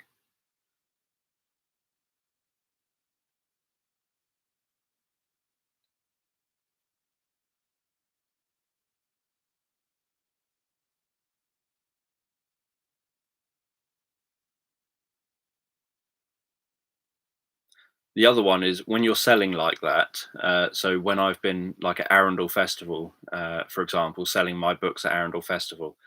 Um, Arundel Festival is a big arts festival. I'm sure many of you here in the live chat would probably love it. It's a big arts festival with arts and crafts and music and lots of stuff like that. And I would be in the street with fellow authors selling. We'd be selling our books, and we would sell more books than the bookshops in Arundel would sell during Arundel Festival, because you got me there selling. No, there's a bunch of us are very good, but I would be very committed to being there for a very long time, drawing people in. But yeah, so we'd be selling our books, and you'd get things like patronizing comments, like many of my books are self-published. I haven't been able to get publishing contracts, and then I end up wondering whether I'd want certain publishing contracts for certain types of books. But they would come over and they would say, so we would say, oh, these books are all by local authors. We're some of the authors. And they would come over and say, well done, you. And then they'd walk off. Or they'd come over and say, I'd love to buy a book, but and then they'd walk off. You know what? What's the problem? Why can't you? Or I'll buy a book when I come back past, and then they would avoid you and never come back past. What was my sales pitch? My sales pitch, which was very successful, comparing it to other people who were on the stand, and compare it. So we had decided that Dan is the one that stands there most of every day. If you want to get the most sales for every author, was I'm trying to what it was now. It was very short, or it had stages. I'm trying to remember what it was now. I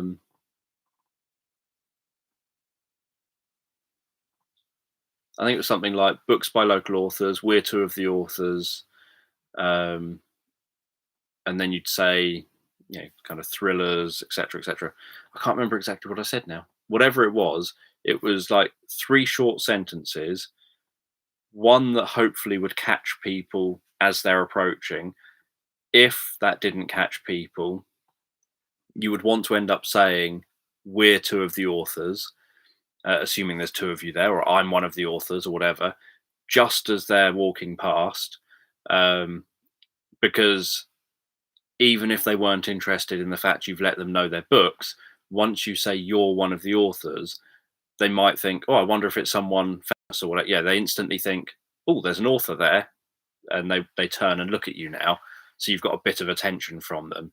And then you would say what you've got on offer on the table. And they would end up saying, oh, what did you write? And you would say, well, I wrote this, I wrote this, I wrote this. But of course, it involved hypnosis, hypnotic principles of grabbing attention, focusing attention, increasing responsivity. If people walk past with children, you would do the same thing, but as they've passed you by, you would say, great selection of kids' books. And then the kids would instantly turn around and want to come over. And the parents then have to go where their children are going because their children are now coming over. Um, so we would make sure that when parents walk past with their kids, we got the kids' attention. If the parents were actively trying to ignore us, we would get the kids' attention. So the kids come over, and the parents then by default have to go where the kids go. So they're then over here as well, and then we would sell the books. Um, so on average, in 10 days of doing Arundel Festival, I would make nearly £500 in book sales of my own books. We would make about 1,500 or more pounds in total book sales for the authors whose books were there. So yeah, so if there are people walking past with kids, get them to come to the table by encouraging the kids to come to the table. Although then you do have the kids that kind of go, "Oh, I like this book. Let's start wrenching around at it with my sticky fingers." But yeah, so I hate interacting with people, but you know, when you've got to make a living, you've got to sometimes do stuff that you absolutely hate doing. And one of those things was having to stand on a stool in front of people, drawing people over, and then having to engage in conversation with the people I've now encouraged over, um, and hope that they buy books and don't just spend 20 minutes standing in front of all the books wanting to have a good old natter about any old rubbish and then say, anyway, thank you for your time, and then walking off. Or, anyway, good luck, and then walking off, having stopped anyone else being able to buy anything. So yeah, so I would do that once a year for 10 days or so, for Arundel Festival, and had tried it for Chichester Festival. That was not such a good festival for doing it at, and other events as well. Arundel Festival was the best one for it because it's an art and craft, a music festival. Everyone is all arty and crafty and into books and into literature, and there's poetry readings and there's all sorts of stuff going on in Arundel. So that kind of draws everyone in, and it's the right kind of vibe for everyone to want to buy books and support local authors and things.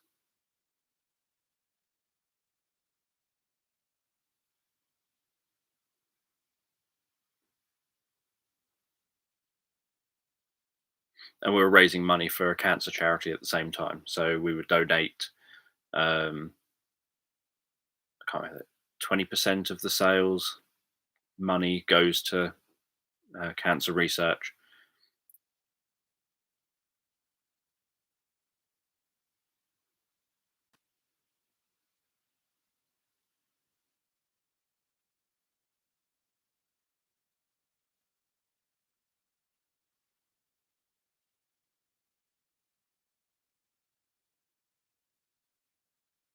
But yeah, for anyone who's ever in the country,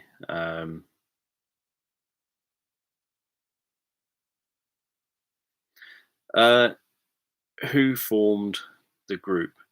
The person who writes as Christopher Joyce and Jeremy Good. They both formed it. And the reason they formed the group was that they kind of met each other and realized they'd both written books and realized that they were both attempting to promote themselves and struggling to get promotion, struggling to be able to afford to do things like book launches where you've got to hire a venue and all this sort of stuff. And so they thought, why don't we set up a group? We know of some other authors as well. Why don't we just all get together, band together, set up a group, and then maybe we can work together as a group to get promotion, get PR, and run events and what have you to get book sales. And so that was kind of the idea. And then I obviously joined it shortly after it started. Some of the authors have gone on to be very successful since, and have gone on to have um, publishing deals and stuff like that. And they write some very, very good books. Um, and Yeah, my view was that it needed to focus more online and a bit less face to face.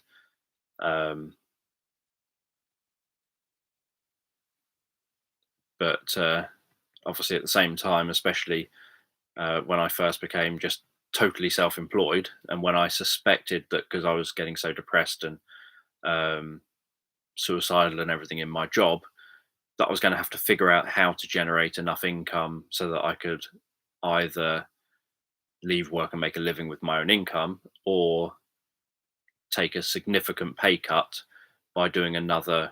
All my skills were in one area, so this was the trouble I had, and this is the trouble anyone has. You end up getting very, very good at a job.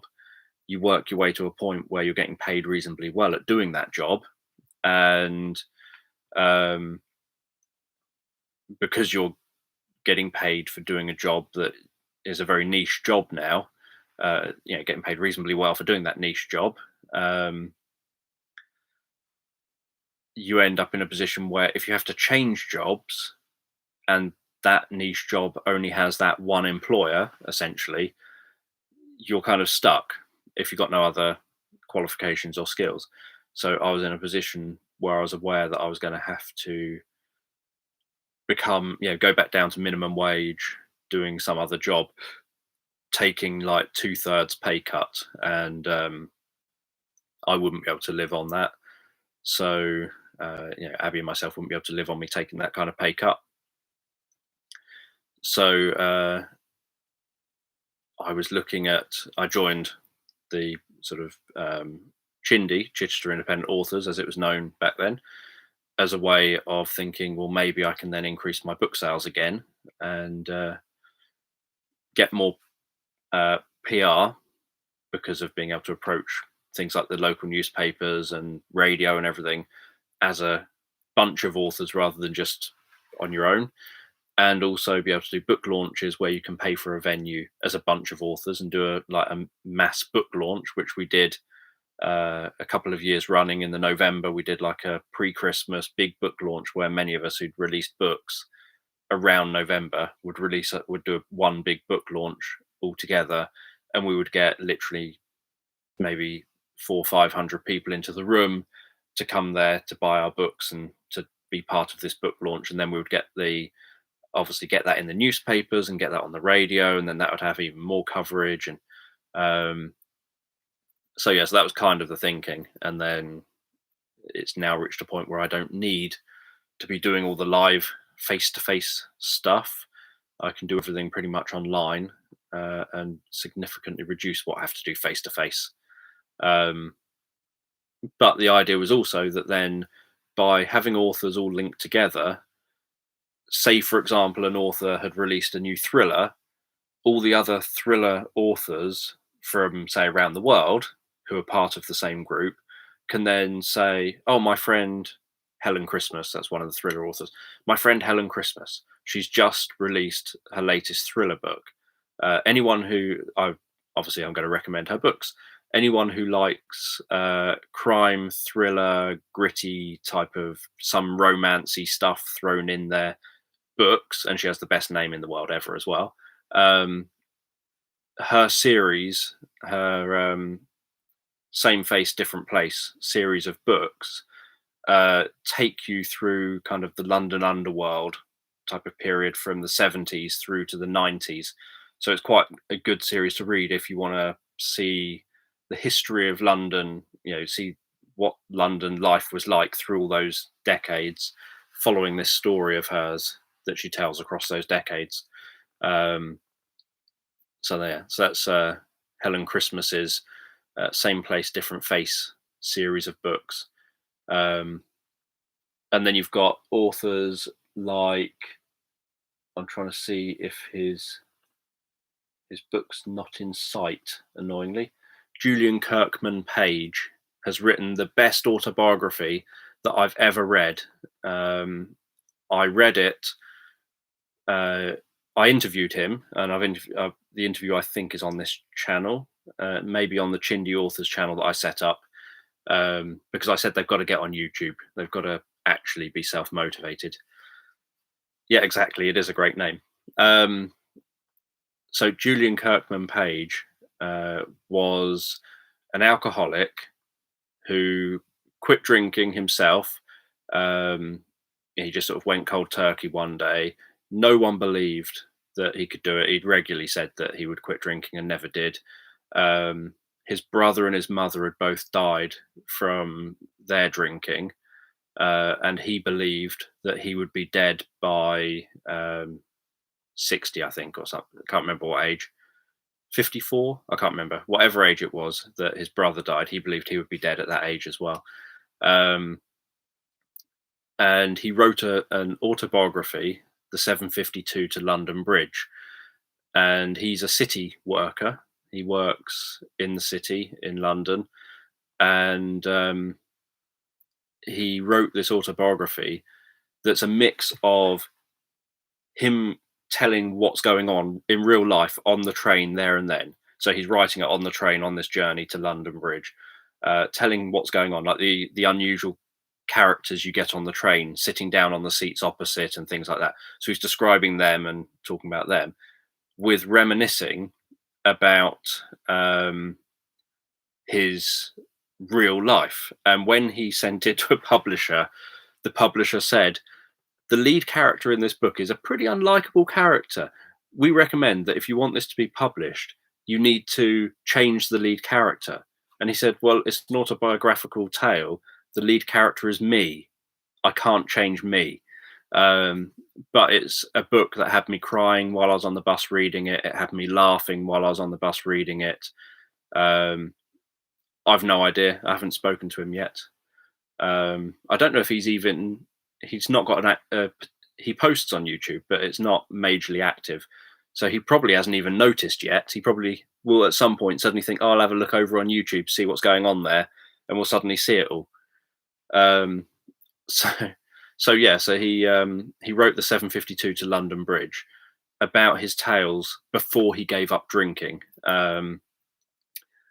And some of it's really funny, some of it's really sad and moving, and obviously there's stuff about his, getting into trouble with his brother and things like that. And then he wrote 3 books on drinking, essentially, on how he quit drinking. So he wrote, I've got these ones next to me because they're in a different section over here. He wrote, I Don't Drink, How to Quit Alcohol, A Drinker's Tale, where again, he tells stories. He doesn't well,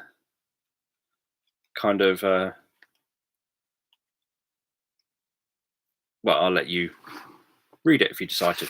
And obviously I did his forward for him. So yeah, so that was I Don't Drink, How to Quit Alcohol. He then wrote One Less for the Road, which was kind of for those people who aren't yet ready to quit drinking, who sort of say, everyone else has a problem, not me. And then he wrote The Naughtiest Boy in School, because he actually trained to be a teacher, and he was still in his drinking days at that point.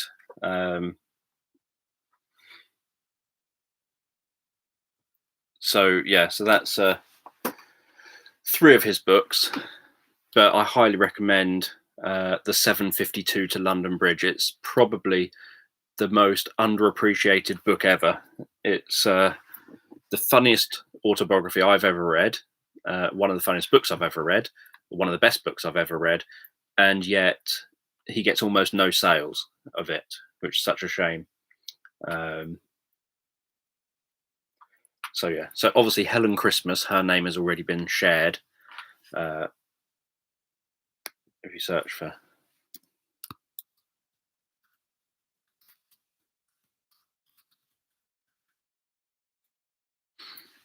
that's Julian Kirkman Page's book. And then I've got lots of other books by lots of these authors as well. Christopher Joyce, as he's known, as his pen name, he writes children's stories. based in Chichester. The stories are based in Chichester, so it's all like familiar landmark bits and pieces around Chichester. Let me just put these back over here.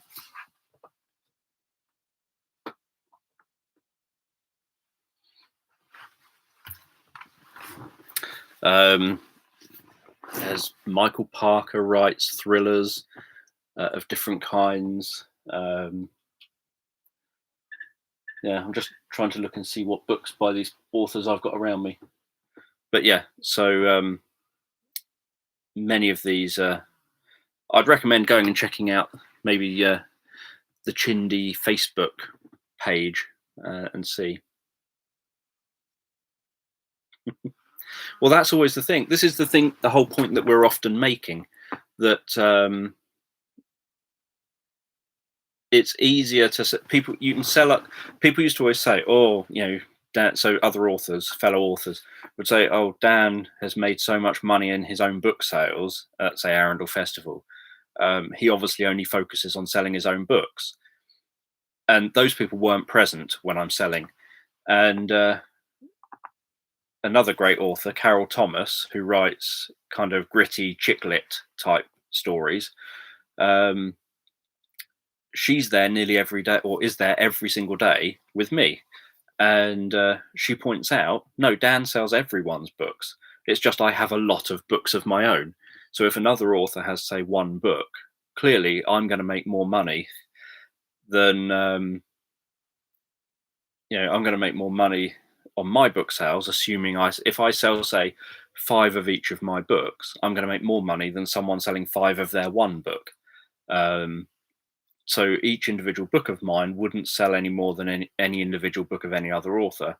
It's just that I will have had a lot of books available for sale because I've written a lot of books. So I'd have my hypnotherapy books, my meditation books, my self-help books, my bedtime stories for adults book, which obviously, so that one, the bedtime stories for grown-ups. So I would have had that for sale. I'd have, my 3 autism books for sale. I don't have everything with me. Obviously, I'd have my hypnotherapy revealed books available, my hypnotic assassin book available. I'd have my children's sleep story and relaxation stories books available for sale. And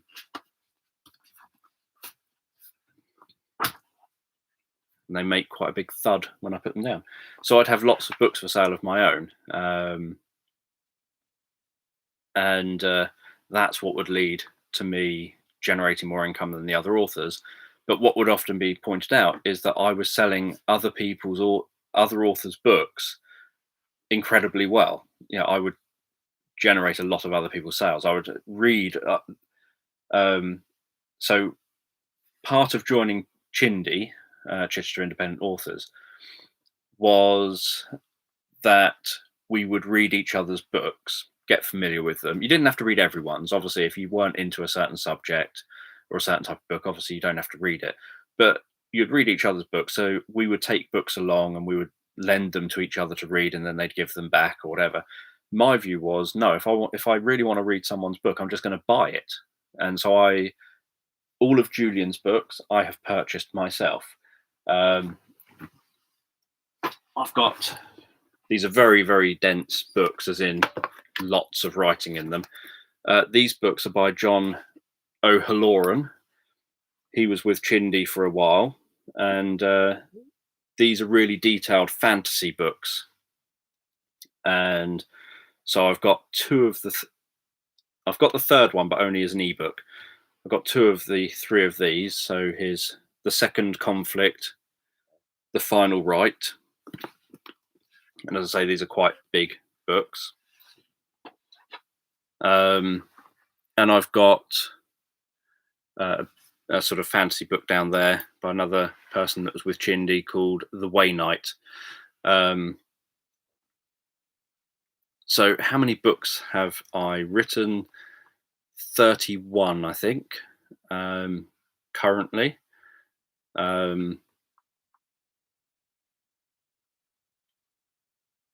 So yeah, so the idea of it was that it isn't about us. What Chindi didn't want to be was a bunch of writers who spend all of their time kind of talking about writing and stuff like that. It was when you're at the next stage. So as Chindi, we all wrote a book. I'm just seeing if it's around me anywhere, so I can just grab it off a shelf. I don't think it is. We all wrote a book where a bunch of us all contributed to it. We all wrote a book on how to get your work published and then how to generate income from your writing. And so we all contributed like bits and pieces to the whole, to each chapter, and then a couple of authors put the whole book together. And we shared our tips on things like the title was, I think it was Before You Press Print or something like that. So the idea was that we wanted to be able to say, here is what we wish we had known before we'd written our books, like what order you would do things in and things like that. And I think it was Before You Press Print or something. And it was about what authors wish they knew in advance. And some of it is, for example, so I could tell you what I wish I knew in advance, that you need to kind of work backwards. So you need to know who your target market is that you want to write a book for, partly what you want to get out. So there's a difference between just writing a novel because you just want to write a novel, and maybe writing a book that you want to generate some income. And generally, a novel could generate good income once people know about it, but it doesn't really generate income up front because you're an unknown person. How's anyone going to find it in the first place? Like, no one goes on Amazon and searches for The Hypnotic Assassin. That's not a title that people just naturally search for, but people do go on Amazon and search for hypnotherapy scripts. So you have to start thinking about things like Amazon as it is just a search engine. And so if most of your sales, which they will, would come in online, whether it's on Amazon, whether it's on a bookshop's website or something, most of your sales won't come from someone picking it up off a shelf in a bookshop. Even if you're a traditionally published author, most people won't be buying it in a bookshop. So yeah, there is some stuff with us talking about some of these bits. And so you have to start working on all of that stuff before you even write the book. And before you finish the book, you have to have been doing all of your, working on all of your PR, because a lot of your PR is going to have lead times. For example, if you want to get in magazines, you need to let those magazines know perhaps 3 to 6 months before it's going to be in the magazine. If you want things in newspapers, you need to give them like a month or two, unless it's a daily newspaper, for it to get into the newspaper. If you want to be on the radio, you need to try and give a month or two's notice to be on the radio. So you have to be working on all of this stuff in advance. If you actually want readers, you need to be enthusing them and getting them interested in your book that's coming out. You need to be letting them know on your Facebook page where you're at in relation to writing the book before you've completed it.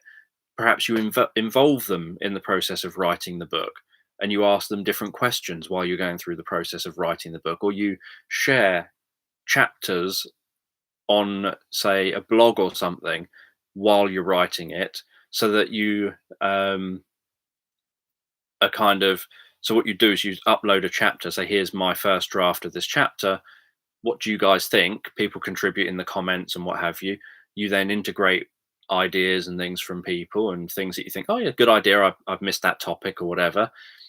And then you take that chapter down, and then the next week or whatever you upload, or the next month you upload the next chapter, so that they feel like they're involved in the whole process of writing. They know what the rough draft looked like, and they know that you had responded saying that's a really good idea, etc. So you sounded like you're going to be engaging them and involving maybe some of their ideas in your book. So by the time the book then comes out, they want to buy it because they want to see their part. And you say, everyone whose ideas I use, everyone who's commented, I'll be acknowledging you in the acknowledgements because you've contributed ideas to help me to write the book. So so it's just, well, obviously not everything would work for everyone, but it's just looking at, there's a lot of stuff you do that you think, how can I apply that theory or that idea, that concept, to what I am going to be working on or doing. So for example, writing about autism, I would then say things like, if you could understand your 8-year-old autistic child, if you could somehow get inside their mind, what would you like to know? And then people can say, oh, I would love it if I knew why they did this, or if I knew why they reacted in that way, or if I knew about this, or if I knew about that. So now people are giving you this content, they're getting that engagement. They know you're writing this book that's including this type of stuff. Um, so so it's coming up with kind of how to build a bit of a buzz around it all. And this was the whole point of the group, is that there's a lot of writers groups out there where literally you just look at each other's work and you critique each other's work and you say, um, you know, that uh, that would work well there and this would work well here. And whereas this wasn't that. This wasn't about critiquing each other's work. Chindi, Chichester Independent Authors, is about saying, you can go to other groups if you want to explore the writing. This is about the fact you want to actually be a published author. You want your work out there um, before you end up. You want your work out there, and you want your work making some income. You want to actually get book sales, whether that's through a traditional publisher or self-publishing in some way, or assisted publishing. So that's the other route, is you can work with companies where you pay a big chunk of money and then they'll go and do all of the sorting everything out and making the book into an actual book and getting it out there. And it's still print on demand, like usually. Sometimes you buy a chunk of your own stock so that you've got stuff if you want to hold events and things. Maybe say 100 copies of your book or something, but it's not like vanity publishing where you just literally buy thousands of your book and try and flog them. It's just that this company has then perhaps helped you to get that book published, and then they're the company who issues all of the orders and fulfills all the orders and gets them printed on demand when people make orders. So that's what Chindi was all about, was how to do that step, how to actually work together collaboratively as a kind of cooperative, all working together to end up kind of getting sales online and offline. And yeah, web design bits aren't something I like, but then there are nowadays so many companies where you don't have to do any web design. You literally just click to create page and then write what you want on that page and then click to save it. And the template's already entirely done for you. You don't have to do anything at all other than write in where you need to write. That's the kind of services that I use. I just use services where I can write it all in where I want to write it. But most people don't go to websites. Most people are on Facebook or on other platforms. So generally it's trying to be where the people are rather than trying to make people come to where you are if you want to get the most kind of response.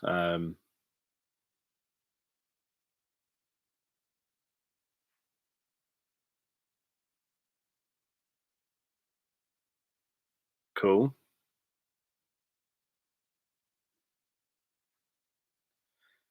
Well, the difficulty with not go Amazon is the easiest route using Kindle Direct Publishing.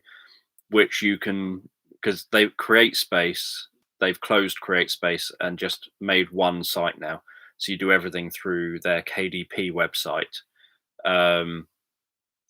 We had a normal day, didn't do anything. I worked all day in this room, and Abby has done her own thing most of the day as well. And we came together for dinner, and then I carried on working here. So yeah, so KDP, Kindle Direct Publishing, is the easiest way to go. It will, especially if you're American, because it will get your stuff into bookshops. So the trouble with KDP is that it doesn't have very good distribution into UK bookshops, but it does have good distribution for US bookshops. So it gets your stuff into bookshops. Whatever way you publish your work, nearly all your sales are probably going to come from Amazon, because that's just the way of the world. That Amazon is the biggest online retailer in relation to selling books and things.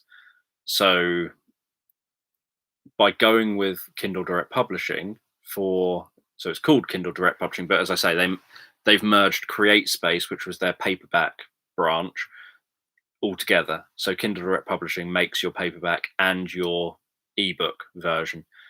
So you get greater royalties if you're with them. So I have used lulu.com, which is incredibly easy to use, exactly the same to use really as Amazon is. And then Lulu will distribute the books. It's all print on demand still. They'll distribute the books and get it to into the distribution channel. They'll get it onto Amazon. They'll get it onto bookshop websites, all the rest of it. But the royalties you make, so I've had books, for example, my Look Into My Eyes book, available as Kindle Direct Publishing versions and Lulu versions. And my reason for that was that Lulu was cheaper for me to order my own copies of. So I wanted Lulu so that I could order my own copies for cheaper. Back when I was doing this, authors ordering their own copies came from America. That was the only way you could get your own author copies at the time.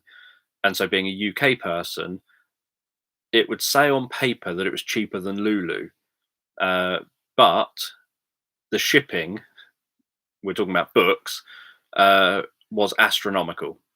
So I could order Lulu books that would get printed in the UK and shipped to me within a week and for a reasonable price, or Amazon books that would get shipped to me within about a month or so and would cost me about 3 times as much because of the postage.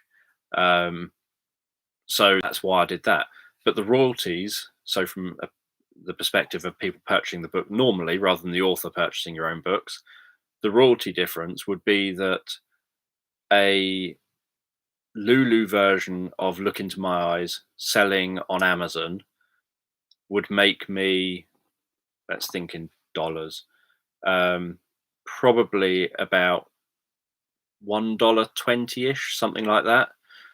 The Amazon version selling on Amazon would make me about $4.50-ish or $5 or something. So it would make significantly more, meaning that I could then live with fewer sales and still make more money. So I always price the Amazon version slightly cheaper than the Lulu version to discourage people then from buying the Lulu version. If you find both versions are available on Amazon on the same page, hopefully you would go for the cheaper option, and the cheaper option would make me more royalties. Off of Amazon, the amount I make in royalties for either version from any other bookshop is about the same. So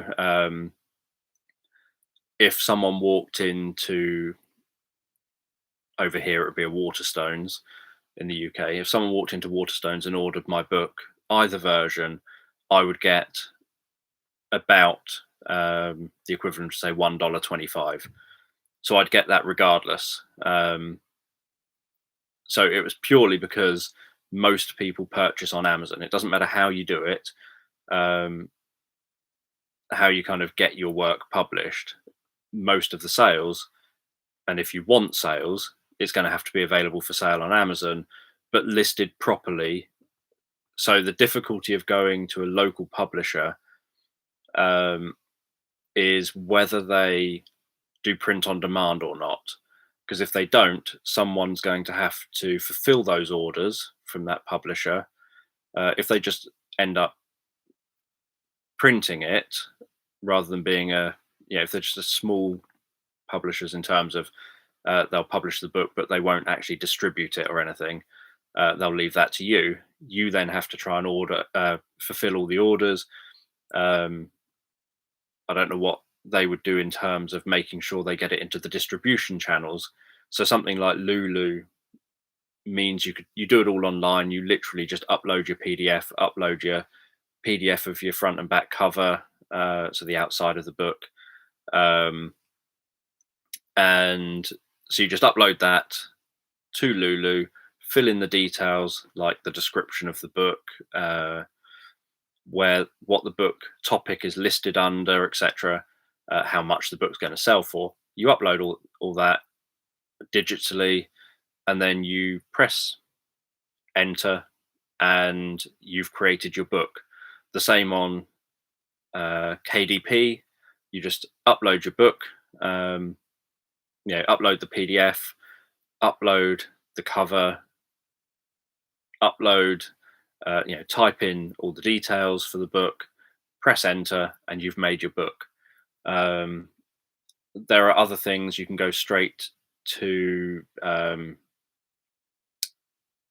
I'm trying to think of the name of the service in the US. Can't think of the name of the service, but there's other similar services. And that's the route I would take. I would take a print on demand route, so that it's all out there. It's all in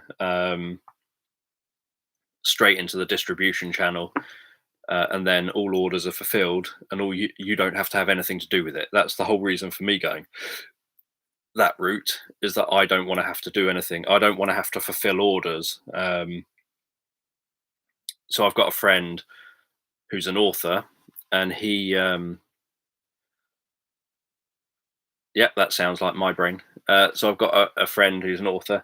He used his own ISBN number, and he published it using himself as the publishers, and ended up in a position where he now has to fulfill all his orders.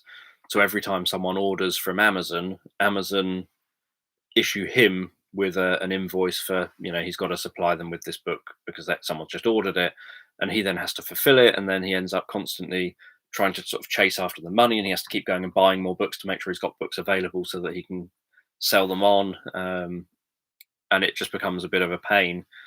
Whereas someone orders, say, Look Into My Eyes off of Amazon, and I don't do anything. Literally, Amazon prints the book and sends it to the person who bought it. So